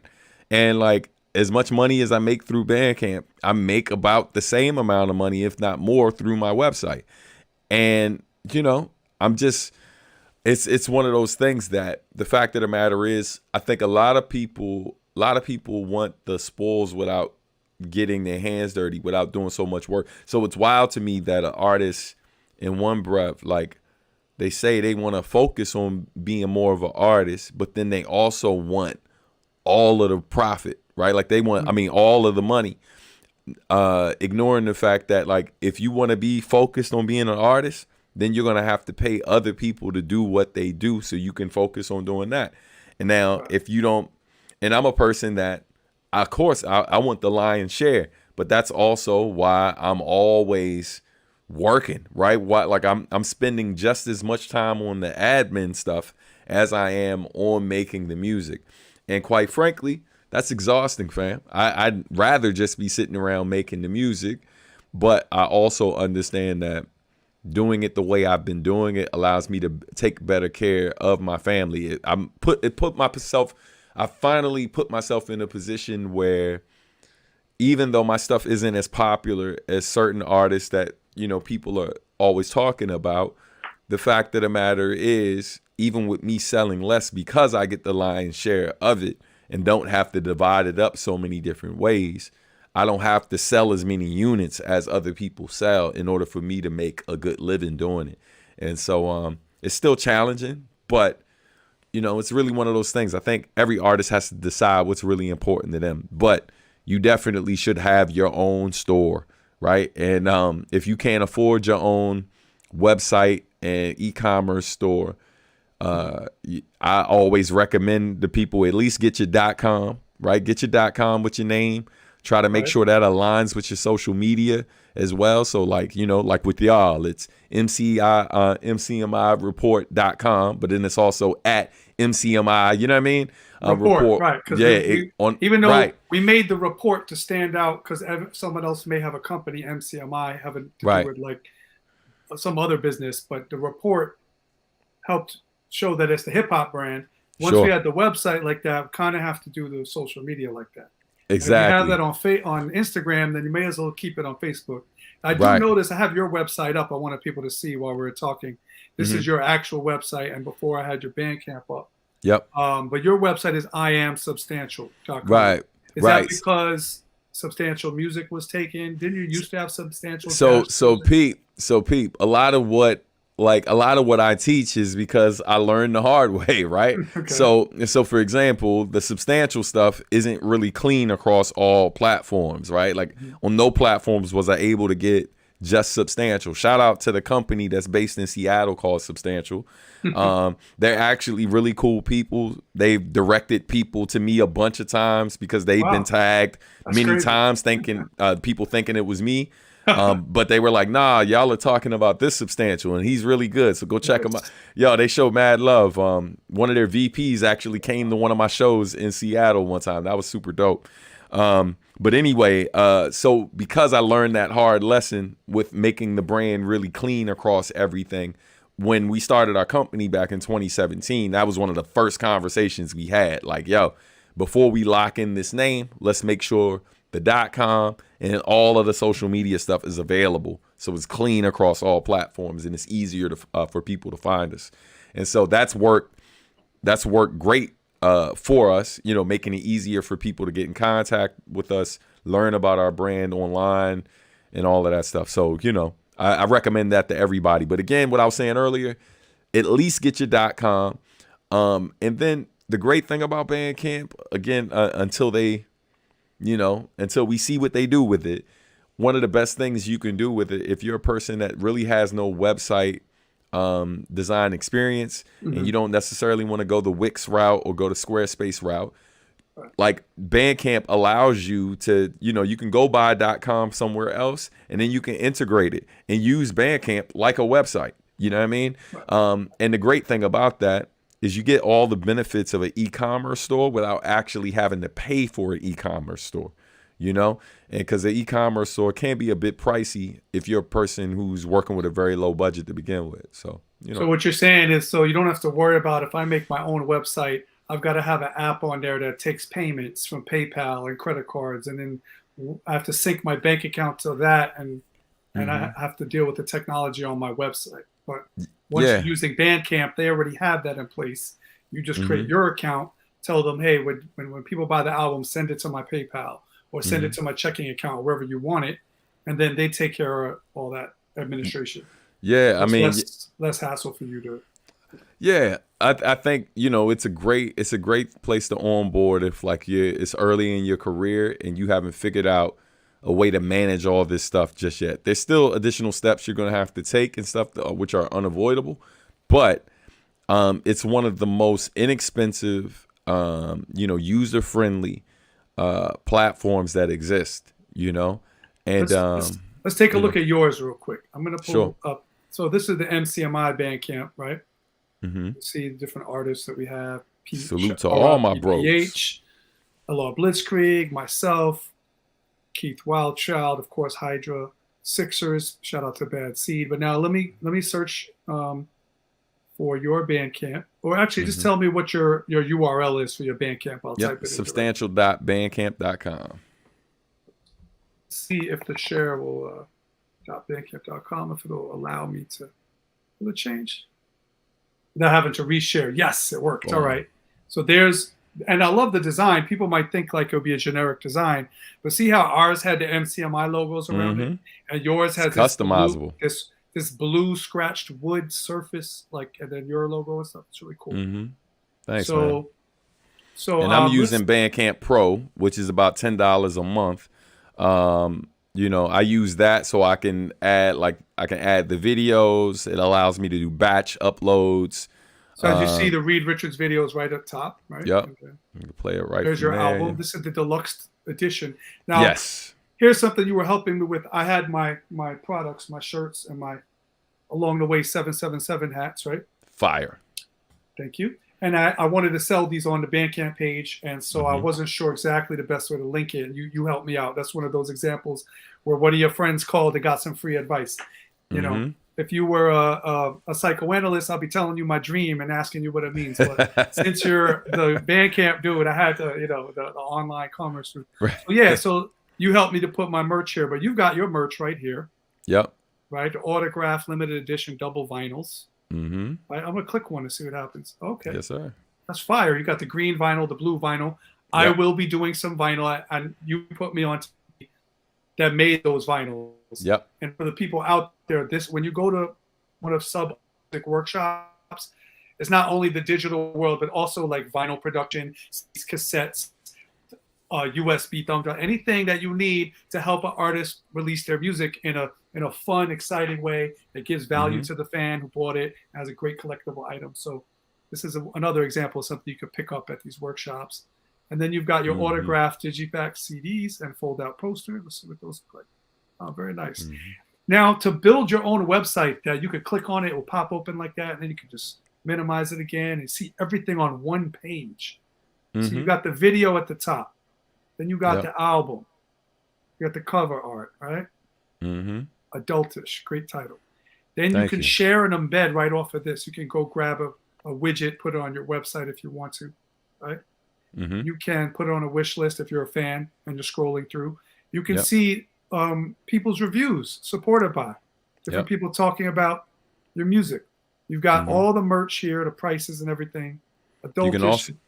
You can also see under the reviews, you can see people who didn't write reviews, but people who have Bandcamp profiles who actually purchased it. All these thumbnails are the people who bought your album. Yeah, and if you click more, they keep dropping. Yep. So, yeah. And now it's actually like a two-way relationship because someone says, "Oh, these people bought Substantial. I wonder what this guy does. Let me check his page out." Yep. You know, maybe there are artists that has music as well. So that's exactly what see the happens. rollover. You know, this as a web person, you know, because I supervise the development of websites. I don't code myself that much. I know a little HTML and JavaScript, but I have internships where I supervise web developers and they're working on websites. It's a lot to do this. Yes. If you use WordPress or Joomla or Wix, you're not going to be able to get this level of sophistication. And you're not going to make it all fit on one page so neatly. Right. And you can just scroll down. You don't have to go to different links. And Over if you here, look, you've got a bunch of posts of shows coming up. All your shows, your Twitter, Instagram, and YouTube, Patreon, and website are all right here. There's a little bio you can click on. People can follow you so you can see I am following you. Thank you, sir. And what else? Shopping cart. Oh, yeah, my album in the shopping cart. Nice. Hey. Okay, I appreciate that. All right, and then what's this over here? Please note, ships within the United States. Oh, you got some sneakers out. Oh, yeah. Your merch game is really tough, man. Man, thank you, bro. These sneakers are fire, and they're fire because your album art concept is fire, the colors you did, and people don't know that you are an artist. And I know you've created many of your covers before, but did you create this cover, or did you have help on that? So yeah, so there's different covers. So the one that people are seeing at the top of this page, that one was actually designed by the homie Naturel, who's a professional illustrator, someone I've known since he was 10 years old and I was 14. We go way back. But yeah, man, he's blown up, done a lot of big things. He's working on a documentary right now with Google. He had his own line of Pumas for several years. Nice. Yeah, but like, man, I hit him up to design this artwork. But the pattern, it's colorful money. So yeah. So the concept is I refer to that as play money, right? That's the exact amount of money I had in my wallet when I showed up to Japan for the first time. When I first got my record deal, and so it's the whole idea of betting on yourself, right? Like a lot of times people feel like they can't really do anything until they get to a certain point or get a certain amount of money or blah blah blah. I took a risk, man. Like a dude I didn't know reached out because he heard of me through a friend of mine and offered to bring me to his country to record an album. And I had next to no money at the time. And so I was going out there for a month and I had $33.22 in my pocket. But I was just betting on myself. I was like, man, I'm going to figure it out. And if I didn't take that opportunity, we never would have got to this project. You know what I mean? So it's a full circle moment. So you did this one in the top left corner. And then next to that is your full. I'm looking at where they see the artwork. Like if I click on this one with the vinyl, will it show the artwork? So if you click on that one, it's going to take you back to where you were, but you just scroll down, go down to where the CD is, and you can click on the photo, and it'll show you. So I think you passed it. Yep, right there. It's the first one under autographed digipack. Sorry. Nice. Yeah. So that color pattern is so striking, and I forget what the name of it is. I wish my wife was here because she does fashion design. When you have a pattern on a fabric, on a textile, maybe that's what it is. I don't know. It's a certain type of print that lends itself to clothing. So when you did the sneakers and the hats, it just looks awesome. Thank you. But it's really nice on the cover. Thank you. Yeah, man. Denim? Is this denim right here? Yes. So all of those. So shout out, man. Shout out to the whole team that worked on it. So like, I did some of the design myself. Most of the design I did myself, but I did work with other folks. So shout out to the photographer, my man Marvelous Jones. Shout out to Ryan Espelita, who actually he designed the pattern, but he didn't. But the colors were like my selection, and then what I did was I went out and collected a variety of fabric and paper that like matched those colors. And so after he gave me the pattern that he designed, I reconstructed the pattern with those materials. Created so a that multimedia picture of it with cutting out the strips. Yeah. Awesome. Yes. And then even printing the photos, like we print the photos. Well, no, I took the photos from the photographer, edited them in Photoshop to make the contrast and make them black and white. Then I printed them out. After I printed them out, I balled them up, then like flattened them back out. The like me rolling it up gave it that texture. And keep in mind, I know there's a ton of things I could have got online that recreate that, but I wanted it to give it a little more depth and wanted to feel a little more real. So as much of this as I could do hands-on and rescan back into the computer to make it feel different than other covers. As much of it as I could do authentically, I did, you know? I love how the covers, the colors, and that pattern, sort of that textile, that multimedia thing you did, you know, flows from the cover to the CD on the inside. Oh, I can scroll right here. Thank you, man. So, you know, and then you got the hats. The first thing I saw was the hat before I ever saw the sneaker. Yeah. Is the hat on here too? Where's Yep. Keep going down. Keep going. Yeah, it's gonna load. I see you got a T-shirt. Let me pop that up. Yeah, so it's inside the letters is that pattern, right? Yeah. Of the album, adultish. And yeah, it's just great work. A great branding, because that's the brand of this album. It's not only Substantial's brand, but this particular album has these colors. This looks beautiful too. I like how you put the reverse, the white on the inside. Thank you, man. Of the hoodie. That's nice. Let's check out the back. Make it feel like a cutout of the T-shirt almost, right? It's very artistic. Yeah, I love it. It's like nothing wasted. It looks like the punch out that happened on the shirt. The rest of the material went to the hoodie. You know what I mean? Yep, it looks like that. Nice, it's really nice going. So, you know, your merch game is on point. Thank you, and good you brother. have a lot of products. So you've got T-shirts. Yeah, multiple. This is not just an ad for your album, but I'm celebrating you because I'm a fan as an artist. Oh man, you know? Thank you, bro. The hats are very interesting because a lot of people don't do anything with the bottom of the brim of the hat. Like mine are green. That's cool. I like green. I have green eyes. It'll add some color reflection also. But you know, well, you took that and made a whole design under there. Yeah. On yours. Yeah. Which is it took a good amount of research, man. I found a company. I was really looking hard to find some companies that could do it here stateside. And then every company that I found stateside that did it, I found out that they were shipping it. I mean, they weren't shipping it. They were taking the order, but it was actually being manufactured somewhere else. And 9 times out of 10, it was China. So, and it was wild because when I found this one company, I was about to go with them. And then when I saw what the prices were, I was like, man, this is too high. So then funny enough, one of those companies, like there's multiple companies in China that were reaching out to me because they saw all of the merch options I had. So they were like, man, we don't know who does your merch, but if you're looking for somebody. And so, so I told them, I was like, if you can do this one particular thing, well, you got my business. And then they showed me that they could do it. I showed them the mock-ups and they were like, you know, here's how much a sample will cost. And they sent me a sample. As soon as I saw it, I was like, oh, it's a wrap. It's a wrap, you know? Yeah, definitely. Well, and with all those different products, you need a website that can handle that. Yeah, 100%. So you're either going to have to make it yourself, and you know, you might be. There's artists who are their other job is they're a developer, you know, so they may be like, or they're a graphic designer, so they may want to, you know, work on things like their website themselves. And once again, let's pull up the shoes while I'm talking. But once you have all this good music.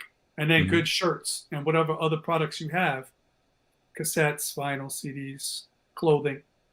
How are you going to show it all on your website? Bandcamp does a pretty good job of keeping it all on one page, accessible. You can link to everything on one page, but it doesn't come like that automatically. You have to edit your page and set it up that way. Yes. And that can be complicated to understand how to get the shoes on there with the CDs over here and the video on the top. But that's where you can go to one of my man Substantial's workshops and get some tips. Just one example of something else you can learn. Come on through. That's something that you helped me with. Oh, and our classes are going to be online as well. So like, you know, it's one of those things where if people can't come in person, they can pay a slightly lower rate. It's $5 less. And then they'll be able to access the classes online, you know. Nice. So like, because we're going to record them live every time we do it, you know. I went to something else. I tried to go to the MCMI one, but it took me somewhere else. Yeah. I wanted to show what you did, how not what you did, but how you helped me to customize my page in order to get my shirts and hats in there. Yeah. Oh, it keeps going to the wrong thing. Every time I click it, goes somewhere else. All right. It's not working today. Yeah. Just close that share. One thing I wanted to say, too, because a while back I met with a VP over at Bandcamp. This is before Epic Games bought them and then sold them to Song Trader. But one of the things that it would be a real game changer to help, I won't say game changer, but it would be a big help to Bandcamp is the moment they figure out how to integrate, like, so for example, I use Printful, right? The great thing about when people order merch from my website, my actual website, We use that too. yeah, it's automated, right? So like if you know, any of those shirts that you saw and those hoodies and stuff like that, if you order those particular items, those things get automatically like manufactured per order, right? Like there's not a bulk amount sitting in a factory, but they're made to order, which is good for the planet. You know, and they get shipped out, and then they use manufacturers from different parts of the world. So it's able to keep your shipping down, right? So if you live in Australia and you order my shirt or my hoodie, they're going to use a manufacturer already in Australia and ship it from there, right? So that's a big deal right there. Yeah, 100%. United States, that's going to cost a lot more. Yeah, exactly. So so when people order through my website, when they order certain items, you know, it's a little bit cheaper for them that way, at least on the shipping side. And then it's automated. So, I mean, obviously I get less per sale, but I also don't have to deal with certain things now. The vinyl, CDs, things like that, the hats, all of those things I still ship myself. But I was suggesting to the VP, I was like, man, at some point it'd be great if y'all had that type of integration for Bandcamp, because the moment they're able to do that, fam, like that's going to be huge. Because one of the toughest things about, you know, one, it's already difficult enough to load in all of this information. But if they were able to partner with one of those companies, they could get a stream. They could get a revenue stream. I mean, they get that revenue stream, but then they could also potentially, you can automate those type of sales. You see what I'm saying? So those sales will all be automated. And then, you know, the way it works on when I design it on Printful and then connect to my website, it automatically populates most of that information. So now that's one less step you have to take on Bandcamp after you've designed the product somewhere else, if they were able to streamline that. And so yeah, man. So that's you called them and you gave them that for free. Oh yeah, man. I was on. We had a meeting with them. Oh, please believe I got something out of that situation. Okay, but like, I'm just not gonna speak on it publicly. But yeah, you know. But yeah, I can imagine you in 5 years from now. You know, like what's the future? I could imagine one of these companies snatch you up. I'd be like, we just need him working for us. Come over here. Don't tell anyone else your ideas. You're on staff now. Here's a budget. What are your ideas? How should we improve our website? Bro, what do the artists need? Because you're an example of the end user. You're a customer. You purchase music on Bandcamp, so you understand the user experience. And then you're an artist selling your music on Bandcamp. So, you know.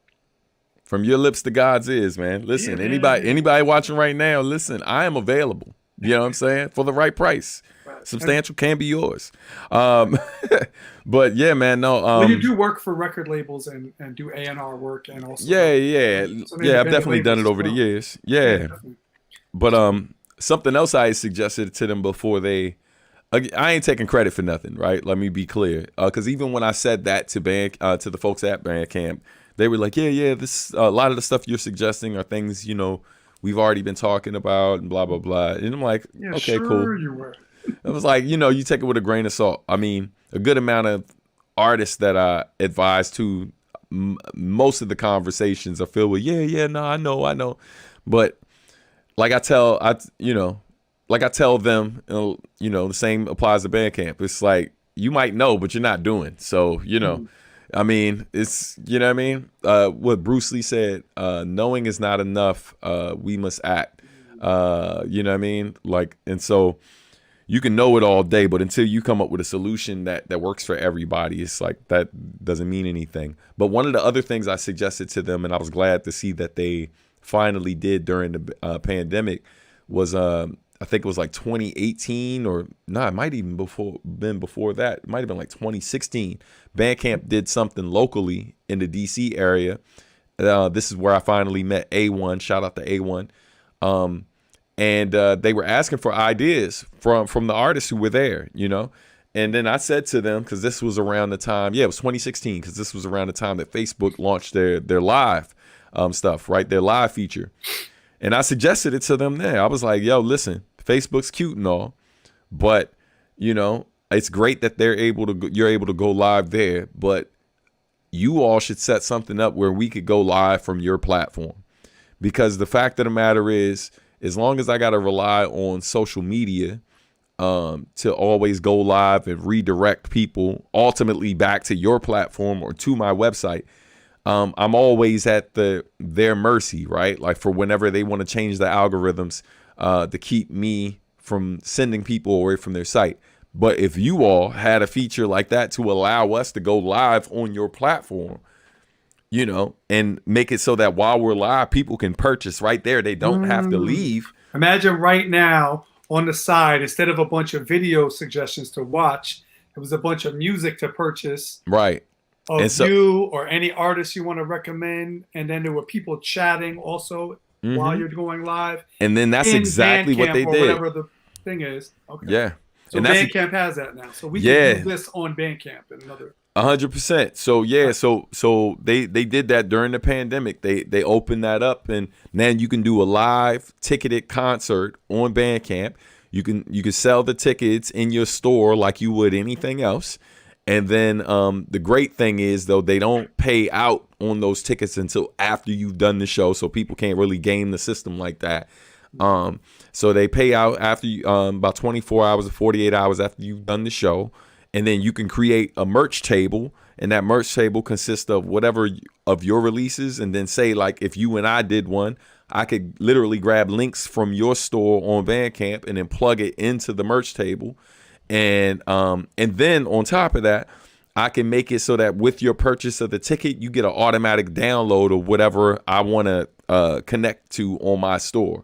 So it's super dope. So one of the things that I'm doing right now is I got this show coming up this Saturday, but basically the venue I'm performing at, Crescendo, they live film, live record all of the performances, right? So they got multi-angle, 3 different cameras like capturing it, and then it's running like high quality audio, and then I can take that, download that, and now that same concert that was only available to people in Falls Church, Virginia, I wait a couple weeks, and now I can add that as a live performance to my Bandcamp, charge a certain amount for people to watch that, make it a ticketed event, connect it to the Adultish album, right? Add a merch table with my merch and everybody else who performs that night, and then make money off that same show twice. Or just do a separate show if I wanted to, you know what I mean? So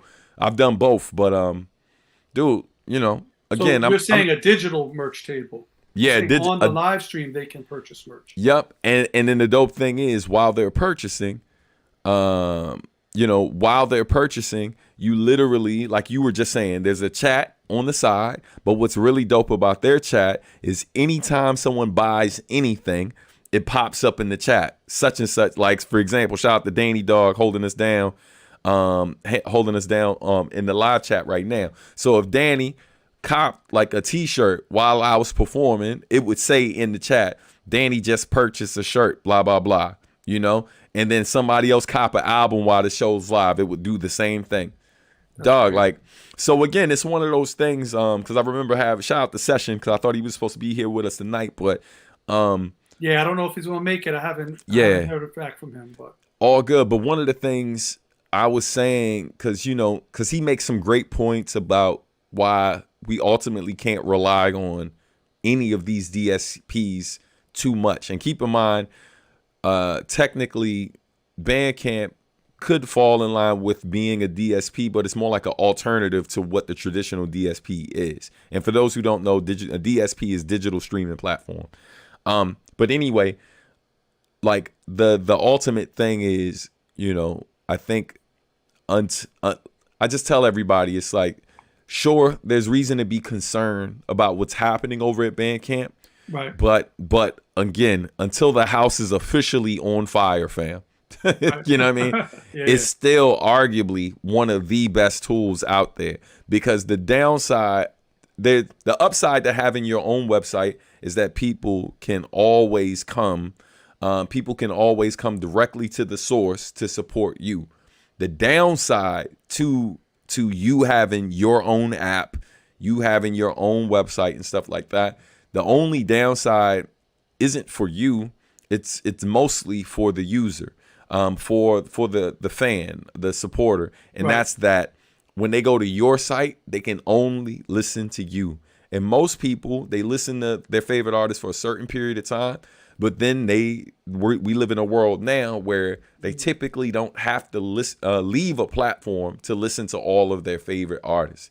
And that is the challenge that we're all going to be faced with, is that's the solution that these DSPs and the DSP alternatives have figured out, that largely no one artist is going to be able to come up with that solution unless you got the money to license everyone else's music and put it on your website.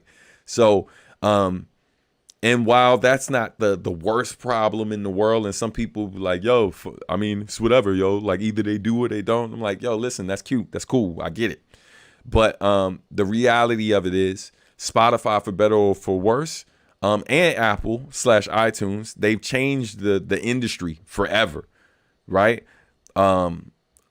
Like what it currently is what it is. And the fact of the matter is they've changed people's listening habits in terms of how they listen to music, and convenience is a huge thing for a lot of people. So, that's the big challenge. But I got to push back on you a little bit on that. As much as they did that, they also devalued the value of music. Oh, yeah. Oh, 100%. Because they made it disposable and too accessible, and not as much of a conscious decision for you to seek out artists you like, but more of like whatever, and it just kind of give you a stream. You know what I mean? And, I agree with you 100%. Also making it hard for artists to make enough money off their streams to be equivalent to the old way of album sales and sales and things like that. I agree with you 100%. To address one of the comments, Funk Docs Box says we need to take over and have our own platforms that we control. I agree. The problem is, like, when you say we, how many of us does we include? Do you mean the individual artist has their own platform? Then that's your website. Because nobody's on that. That's your website. Right. But does he mean like a union of sorts or a collective of artists somehow? And that's going to be your problem right there. Like, there's a reason why there's no real union for musicians, right? Like the way there's an actors union and all of this type of stuff. And part of the problem is, these major label artists, like they have contracts, they have agreements or whatever to work with these particular, they're part of the machine, so to speak. Those same artists, they get a larger portion of their streams than they get a larger So for example, you could be on these platforms streaming the hell out of me all day, right?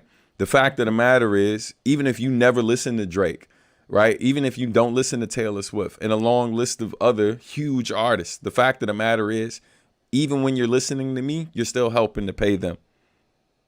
That's the way these platforms are built currently, right? The major streaming platforms like Spotify and all of that. Because with Spotify in particular, the three major labels are owners, are partial owners of that platform. And so it's part of the reason why Spotify hasn't been making any money, right, is because of the fact that Spotify, up until they introduced podcasts, they basically were just licensing content that they then push out to everybody else. So that's why they have, for the most part, haven't turned a profit, while someone like Netflix, who's making original Netflix content, right? Like Spotify's not making albums. You see what I'm saying? And so that means they have to license those albums. So there's only so much money they can make. But the people who own it are making sure that, like, regardless of how much they make, when money's made from that stuff, that money goes into a pot that's divided up among certain folks, and majority of that money goes to the top, literally. And so while I agree, it'd be great that if artists created our own thing, but how many artists are going to go out here?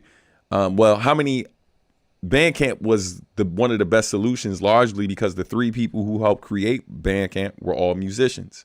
So, Okay. you know, and so that's why Bandcamp was built the way it was, right? Where Spotify, not so much. You see what I'm saying? So Right. I agree that artists definitely need to come up with something, but you got to remember that the fact of the matter is, when we say we, even just because we say we, don't mean you talking about everybody. Yeah, it's like, who's we, right?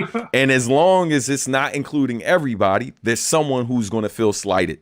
That's important to remember. So even if we do work together and build something, there's going to be someone who's not included, someone who has a problem, and someone who basically comes along and says, yeah, this is BS. We need something different. And I do agree that there needs to be something else, but I don't know what that is. You know what I mean? But I'm a solution driven dude. So when I find the people who have the skill set who could build that, and they want me to be a part of that process, or I find out it's going on and I can be a part of that process, fam, I'm there. It's part of the reason why I'm a part of the Recording Academy now in my area. Like, you know, people think of the Recording Academy and they just think about the Grammys. Right. You know, that ain't the only thing we do. Like, we're out here lobbying, working with Congress, trying to get laws changed in terms of how musicians are paid out. Okay, I didn't know that. Because my man Keith Wildchild, he's in the academy, and he tried to get me to join it also. And I felt like it wasn't the right time because I don't have an album that I'm pushing to get a Grammy for. And I'm not really concerned with the Grammy right now. That's a small piece of it. I didn't know about this part. Yeah. Like, we got a committee that's dedicated to, like, talking about advancements in technology that directly impact musicians. So we sit around and we talk about the same stuff we're talking about right now. But then we get other people who are Grammy members, who are Recording Academy members, to join that committee. And then we partner up with different organizations to have these discussions and see where the technology is going and better educate other musicians so they know, like, what's coming next. So we talk a lot.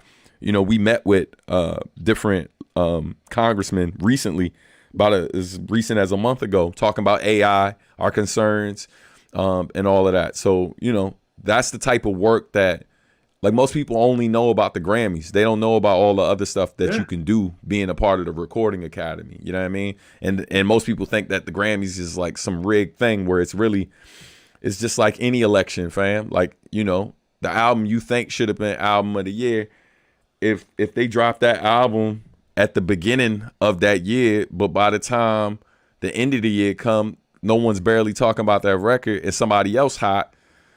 You know what I mean? Like, it's a whole lot of variables. So, you know, and then, I mean, that's a conversation for another day, but it ain't what most people think. And that's speaking as somebody who's an underground independent dude who out here with everybody else, but I'm also a part of that organization.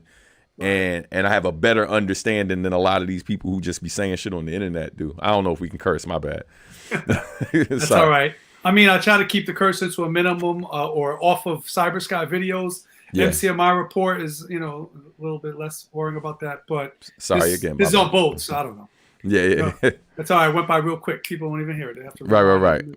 But I think what you were talking about, if you find people who are looking to make those solutions and they seem like they have the actual ability to do it, you'll be behind that. You will want to support that new technology. 100%. I'm going to use that to segue into this last thing we're going to talk about before we close the show. We're not going to go as long and in depth on this because we don't have Session here.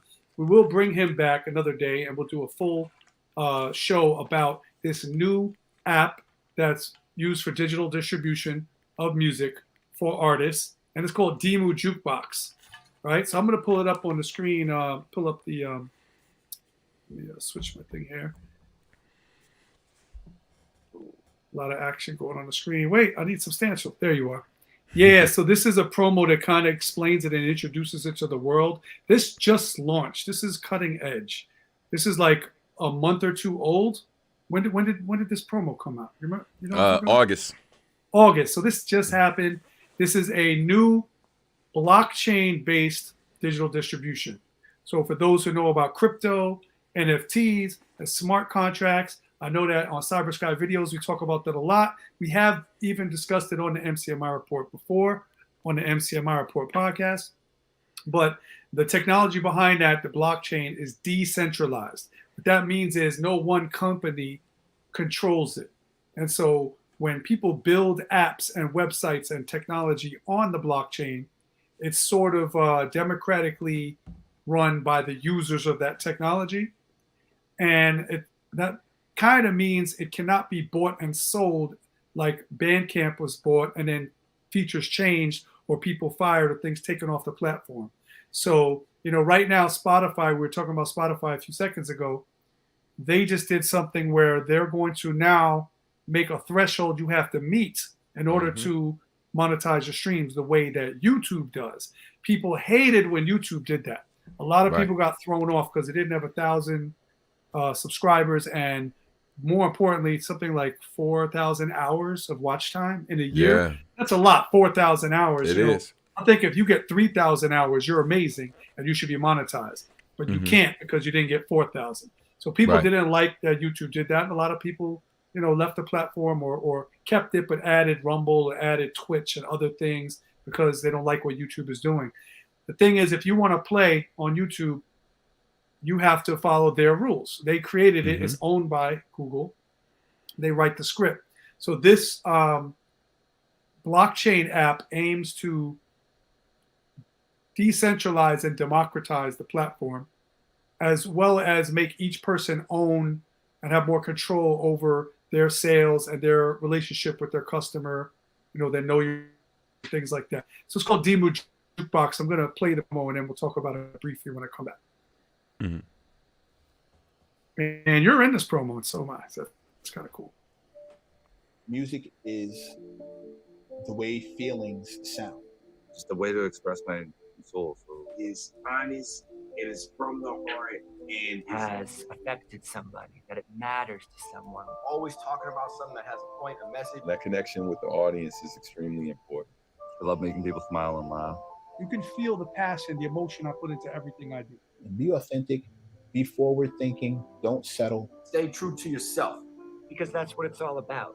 The best thing that can happen to a musician is knowing that your music connect with my fans. Staying connected with my audience. I am a president and head of A&R of Viper Records. My name is Substantial, and I'm an artist. I'm Cash Gouvet, artist from Oakland, California. Peace world, this is GMS. I am an artist. My name is Mosey. Hey, my name is James. I'm here with my band, Young Man Winter. My name is Cavelli L, the Punisher White. This is gonna be a great way to get the music to the people. You can actually earn as an artist, and I want to be an example for other artists. It's important that artists, when we sell our music, are compensated in a fair way. We help artists take more ownership of their careers. To me, is a new frontier. Introducing.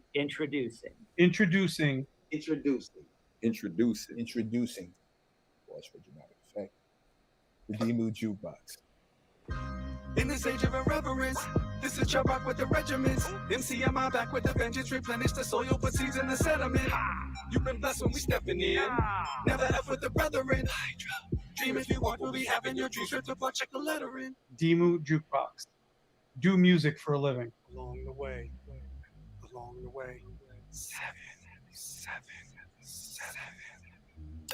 GMS, MCMI.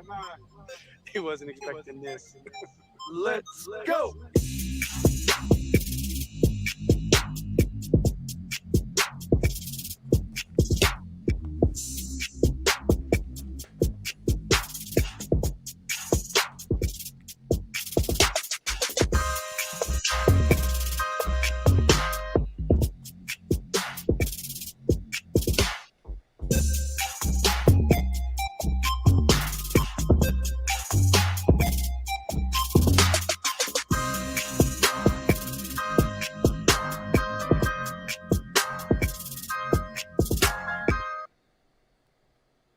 Yeah, son.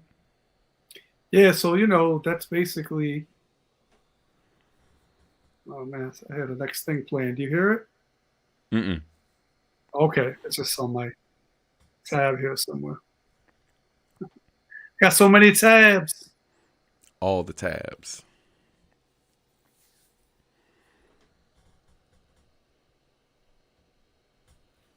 Got it. Okay. Yeah, I just finished that start playing, and then I hear Danger Mouse and Black Thought Aquamarine playing in my ear. Oh, Because that's right that there. just started son. playing. That's a banger, right? Sure. But it just started playing in my ear. I was like, oh, where's it coming from? I had to find it because I was listening to that earlier. But yeah, that's Demu Jukebox, because it's decentralized music, Demu.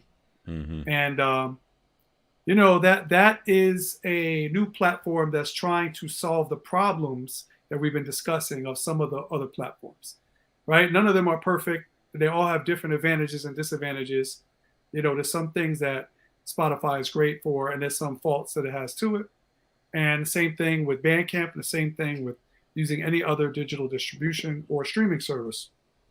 So that one, as people can see, we have both put our music on because we want to support innovation and new technology coming out. And I'm going to promo the next podcast by saying, like and subscribe right now, click the notifications on either platform. And when I come back and do the next MCMI and Cybersky podcast, we will talk more about how do we utilize the blockchain to solve some of the problems of Web 2 music distribution by using Web 3, right? But real quick, just in a nutshell, what would you say is a reason why you thought that would be a good idea to put your album? Because Adultish is on the jukebox, right? It is. Why did you want to do that? Yeah, man. I mean, I think my reasons, a lot of times, you know, my reasons, of course, align with some of yours. But one of the other things for me is like anytime something new and interesting is happening in this industry that we work in and we release music in, you know, it's something I want to explore and learn about, so I can make sure it's so I can see if it's a viable option, not just for myself, but for like the thousands of people over the years that I've taught, who work in this industry or plan to work in this industry. And so, you know, I mean, it was great to see that one of the homies, you know, was behind this. And so out the gate, of course, you know what I mean, fam first. So working with Session to learn about it and be able to be behind the scenes, making suggestions on things that they should consider doing, to make sure that it's fair to artists, but also something that's a sustainable business model for themselves. And, you know, I mean, yeah, so like I said, a lot of different reasons, man, but you know, but this is part of what we were talking about. Like when I asked before, like, who's the we, right? This is, you know, so when I hear a homie talking about like, yo, this is what we're thinking about doing and all of that, you know, making sure that I'm not just a part of the people out here suggesting that something like this should happen, but also like when the opportunity arises, being a part of that team and being a part of that movement to try something new and see if this is a sustainable option for us all. So yeah, man, salute the Session, salute to the whole Demu family. Definitely. And just to show people a little taste, and then we'll come back and do a whole episode on this, but this is the Demu Jukebox, right? So let's say you pulled this up on your phone and you are a crypto holder for now. In the future, when they get to the next level, you could pay through credit card, PayPal, any money source, and you won't have to have anything to do with crypto. But for now, being it's on the blockchain and that's the currency used, they are on the Cardano platform. If anybody out there knows about Cardano, it's a very popular, very well-respected crypto technology, and they build apps on Cardano. I think it's called a layer 3 blockchain. And up here, if you see, it says no wallet connected because I'm not signed into my wallet. But if I were to connect my wallet, I don't know if I can do it on the laptop. Let's see. Yeah, I usually use the phone. But over here it says ADA. It says the balance of your ADA. ADA is the name of the coin that you use on the Cardano blockchain. Use ADA. It's an altcoin. And yeah, if I purchase this album, which happens to be my album, Along the Way 777, shout out to my own album. Yeah, then it would go into my crypto wallet as NFTs, and I would play each song whenever I want. I own them. I could stream them. I could play them. I could send them to people. I could do what I want with them because I own it. And unlike if I go to my account on Spotify, I can't pull the MP3 off of there. It's streaming only. And if I go to some music stores like Apple Music, when I get the download, it's really only compatible with their music player. You can't really get the file off of that and put it into GarageBand or another music app and start editing and chopping up and making a remix, or email my friend who doesn't use. If my friend uses Tidal and I send them something I downloaded from Apple Music, it's not going to play. I have permission to play that song in Apple. So in their app. So in a sense, it's rented. It's not fully owned where you can do whatever you want with it. I can't do everything I want. So this platform attempts to give more control over what you can do and what you can offer. You can offer people an experience the way you can with any NFT. You can offer people the ability to give perks to their fans and their super fans and give them extra stuff through this system. So we'll talk more about it, how it works, so some artists can see if they're interested. But these are just a few of the first artists who are utilizing this platform. So Substantial and myself are pioneers. See how we're up top? We're not listed there because they're favoring us. They're putting us there because we're Substantial, the second artist whose music came up here, and I'm the fifth, and then so on. And now you see we got Cormega, and Nas, Glorious joint up here, right? And other artists are starting to use the platform as well. And the goal is that as more artists and labels begin to utilize this platform, they will expand and begin to take other forms of payment and no longer need to be restricted only to be used on the Cardano blockchain with ADA. They will translate that for you. Just pay with your regular dollar and buy the song. But that's more to be announced on that in the future. I want to come back to our basic layout so we can kind of close out the show. If there is any way that you could influence Bandcamp, we're going to end it off on that. If you had the ear of the new people who purchased it, Song Trader, right? Yep. You said you're not going to worry and say the sky is falling until it's falling, right? Or the house is burning, but you're neither optimistic nor pessimistic. You're just waiting to see, right? So let's say you could advise them. Look, since you bought the platform and you might want to add some things to it, here's what you could do to improve Bandcamp. You should have this. Just like you said, they approved it before by adding the live streaming feature, right? What do you want to see Song Trader do? Maybe it has to do with licensing or anything else. What would be great for the artists using it so we could benefit the most, and the people buying music, we could all get value? Yeah, I mean, I would definitely like to see like some type of thing put in place where it's like this seamless setup in terms of like making your music eligible for licensing in the current platform that Song Trader has. So like making that transition for any artist who would be interested in that should be seamless, considering one company owns the other in a perfect world. So that's something I would like to see. The feature I talked about before for those folks like myself and like you who use Printful and other platforms similar to Printful to supply some of our merchandise, being able to integrate that into Bandcamp so that way those purchases can be automated, you know what I mean, just to save some of that time. So that's definitely something I'd like to see. I think the live thing that they've done, again, not trying to take credit, but I definitely suggested that a very long time ago to them.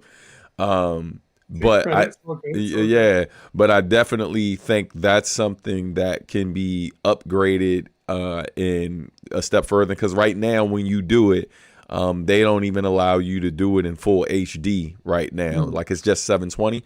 I mean, and that's I think that's both good and bad. Like I think it's good because like it saves some of the bandwidth that's not the main focus for Bandcamp anyway, so they're probably just like, we got limited real estate out here, we can only use so much of our resources, because it's not even something that they offer to everybody on the platform. But I do think that you know, if you're a person that's paying the premium rate or paying for Bandcamp Pro, you know what I mean? Like, you know, you would like a higher quality. But then the other option, I mean, the other side of that is also, it's kind of like, if you want full HD, come see me in person. Right. So about 3D. Right. 3D. There you go. 3D, son. So yeah. So, I mean, you know, there's a couple things. I mean, there's a lot more, but those are just some of the things just based on what we've been talking about that I'm already thinking about. And, you know, but largely I think the biggest thing for me is it's kind of heartbreaking hearing that they killed the editorial. And so it's going to be interesting to see. Would you tell them they should bring that back? I would absolutely tell them to bring that back. But I think it's going to be a matter of how can they bring that back in a way that's sustainable for them as a company, especially because I know right now, if folks had to choose, here's the tricky part. If we had to choose between bringing the editorial back or keeping Bandcamp Fridays. Mm-hmm. Have you heard anything about Bandcamp Fridays? Like, I've heard that they're well, I mean, I know that the last changeover, I mean, I feel like I read something that says they were going to keep it, right? Okay. But like, again, if that question is posed to most artists, right? What's more beneficial to you? What do you want to keep? Bandcamp Fridays or bring back editorial, right? And I would argue, I feel like Bandcamp Friday has been good. It's great even, right? You know, however, I see the benefit in having the editorial, and I feel like the editorial may be even more beneficial. You know what I mean? Because Bandcamp Friday, you're pretty much just promoting. Explain what that is. So the first Friday of every month, Bandcamp basically they take away their fee, right? So they don't collect anything, and the only people who get a portion of your sales on that particular day is PayPal, who they use for the processing, right? So more money goes directly to the artist. I got you. Exactly, right? And Bandcamp waives that. Now, the downside for Bandcamp is that most artists, since they've introduced that, use that particular day to go super hard to get people to come to the platform, right? Because that was the goal. That's why they did it, right? Well, they did it. They introduced it during the pandemic when a lot of people were down and out, couldn't tour and all of that, and were losing money. So they were like, "Yo, one day a month, we're gonna waive our fee so y'all get more money," right? Dude, that's a noble thing. Great thing they did, yeah. Yeah, and then they just decided to keep doing it, and then even when the pandemic ended, I guess, right? Even when it faded out, it was a fade out, right. Specifics end, yeah. Right when they hit the slow fade on the pandemic, Bandcamp decided to keep that. Now, again, that's beneficial to artists, like, you know, if you're able to sell anything during that particular time. But I would argue that the editorial is far more beneficial, because what the editorial does, like, now keep in mind, it's all based on chance. There's no guarantees with any of that, where, you know, you're guaranteed to push it to your fan base directly on Bandcamp Friday, and potentially maybe you get a sale or sales plural, right? But with the editorial thing, you get an opportunity to pitch directly to Bandcamp staff.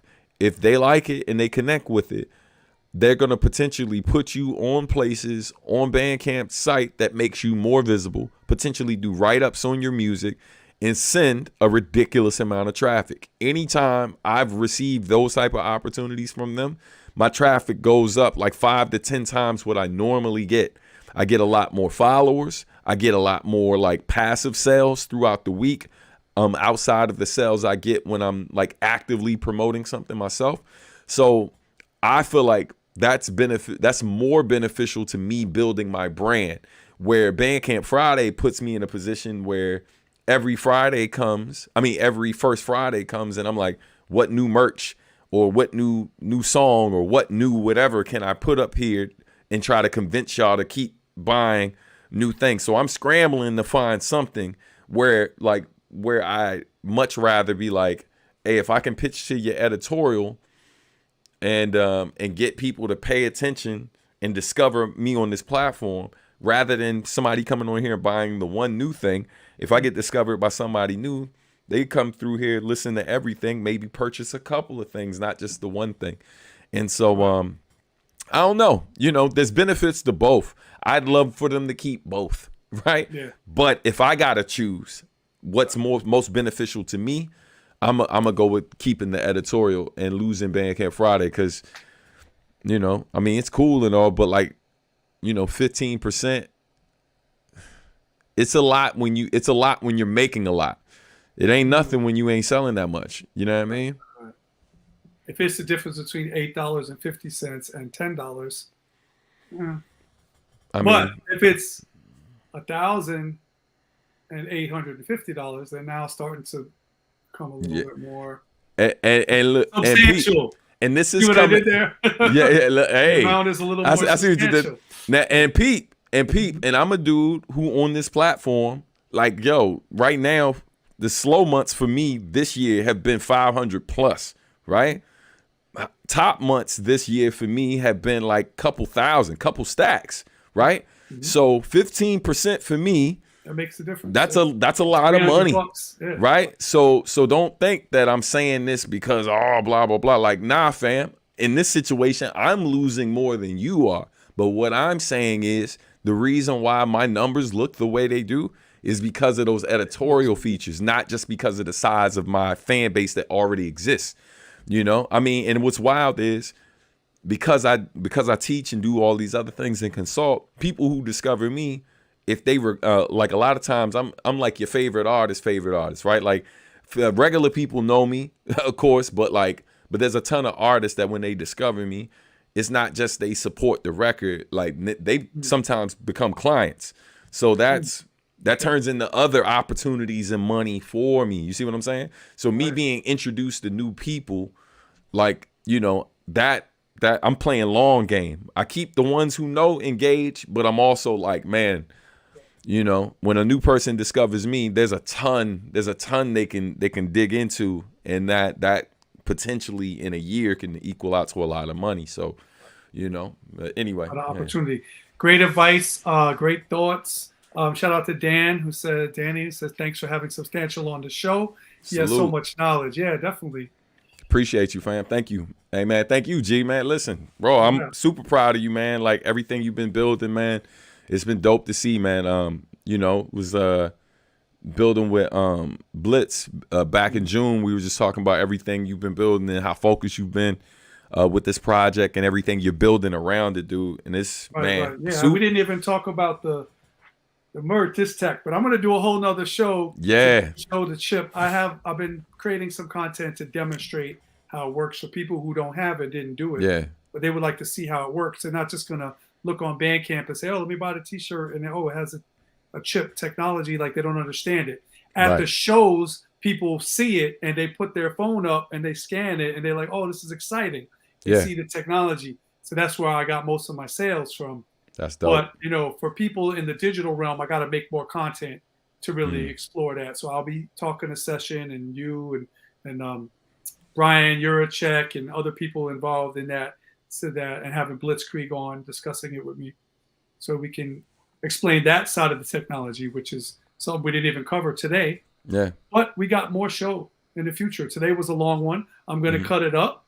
I'm going to put a bunch of your gems that you dropped up on socials, you know, just your certain answers you gave, you know, are really good, I think, for people on different platforms to dig into. And going to get back into this podcasting. I've been off for a while. I've been off there for a while. I did one Rubik's Cube unboxing the other day, you know, showing things like this for my fans of cubing. Yeah. But it's called Guess What Came in the Mail, where I pull out things out of the mail. But yeah, the MCMI report is coming back, and Cybersky videos, Cybersky podcast. This is an example of it right here. And as much as I can, whenever our topics talk about technology and music, especially involving hip hop artists, it's going to be on both platforms when you utilize them simultaneously, you know, to get the message out to everybody. So thanks again for coming on the show. Everyone, Substantial's IG is at the scroll on the bottom of the screen. Please also follow my numerous platforms. We got MCMI Report.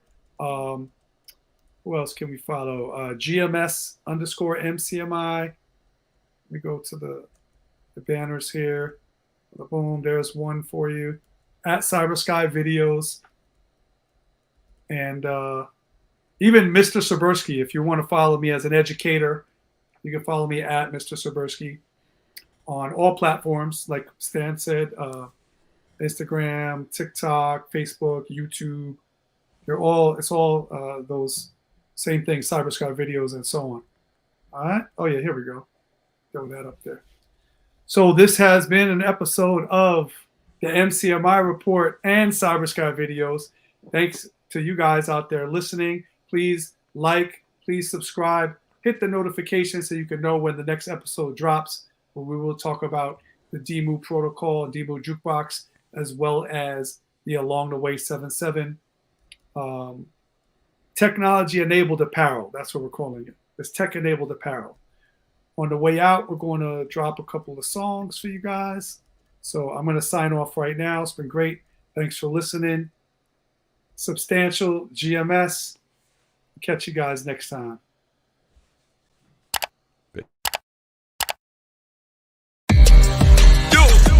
You know, say it's another collaboration. Yep. Well, you don't know, say it's Bamboo and GMS. All my life I've been a teacher. When I come to play around. Yo! My whole family is teachers. And we don't have time for them little idiot boy business. Nah. You see me, I say, yo! And today's lesson, history. I bust up on the scene, spread the plague, that's the click. A few big battles got us started real quick. I represent PK, but I am a New Yorker. Many people tell me mumble rap is like torture to listen. See, I am just a man on a mission to infiltrate the system, give the fans what they missing. Man, listen, precision is just one of my features. I'm the high school dropout that became the teacher. Whoa, I teach kids how to get that dough, cause they too busy playing tic-tac-toe. X or O, of course you gotta choose, but like Bigger Pac, either one you gon' lose. Now everybody's still trying to fill them shoes, but let G rap, I got the ill street blues. The rhymes I use will definitely amuse. Got to pay your dues, baby, you know the rules. I thought that you knew, I guess you got it confused. Step to my crew, you will leave battered and bruised. We kill a mic, then disappear without clues. Go home and hear about it on the 6 o'clock news. Come and say, come to the teacher. Come and say, come to the teacher. Come and say, come to the teacher. Come to the teacher. Come to the teacher. Come and say, come to the teacher. Come and say, come to the teacher. Come and say, come to the teacher. Come to the teacher. Come to the teacher. Push up your hands if you love paper. What do you mean now? Buy the records or that will flop. Yo, step up the artist and the way get dropped. It's GMS, come to rock you non-stop. You sell it when it's high, you buy it when it's low. MCMI Productions, let the rhythm just flow. Never run out of lyrics in a cypher or a show. Connecting all the dots so our empire will grow. Here's the difference, while y'all cats chasing women, women chase me while I chase a million.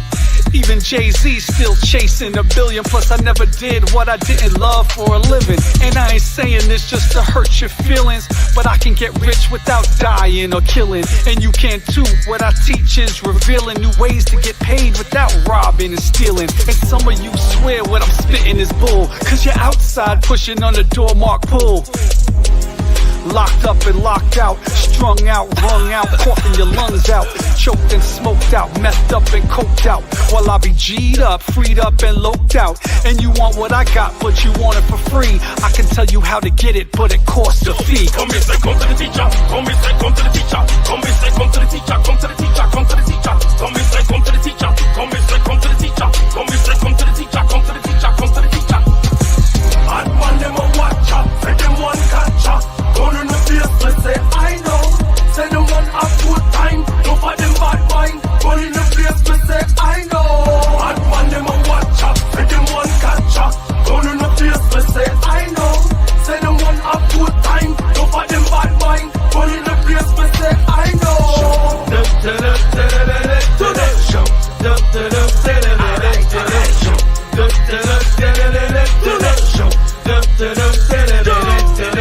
Well, I don't know, say when you come down at Brooklyn, New York, you have to respect the whole of the crews, them. Yes. Hijack, the plane, MCMI, lights out crew. And we have to give a big, big respect to the teacher. KRS-One. Bless up, King.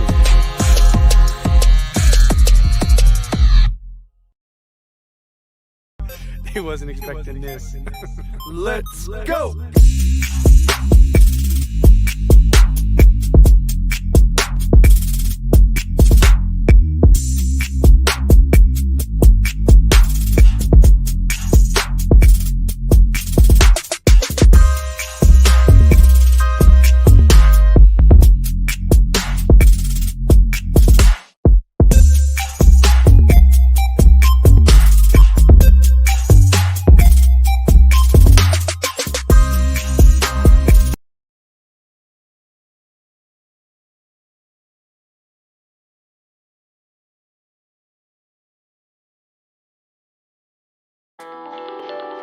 Sex and race, because they are easy, visible differences, have been the primary ways of organizing human beings into superior and inferior groups, and into the cheap labor on which this system still depends. We want one thing. We declare our right on this earth to be a man, to be a human being, to be respected as a human being, to be given the rights of a human being in this society, on this earth, in this day, which we intend to bring into existence by any means necessary. How we get freedom.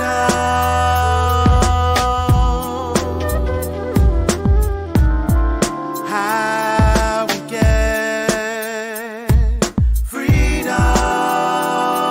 Oh, together. No matter how high the mountain, lost souls wandering, searching for light and truth. Knees on the planet, head to the clouds, praying for salvation. No, every day we battle with others and ourselves. We are really talking about humanism. Sadness overwhelms us. Happiness seems so far away. No, I can't give up. Not today. Not today. No. Stop till I reach my freedom. I won't stop, no. Won't stop till I reach my freedom. Won't stop till I reach my freedom. Won't stop till I reach my freedom. Won't stop till I reach my freedom. Won't stop till I reach my freedom.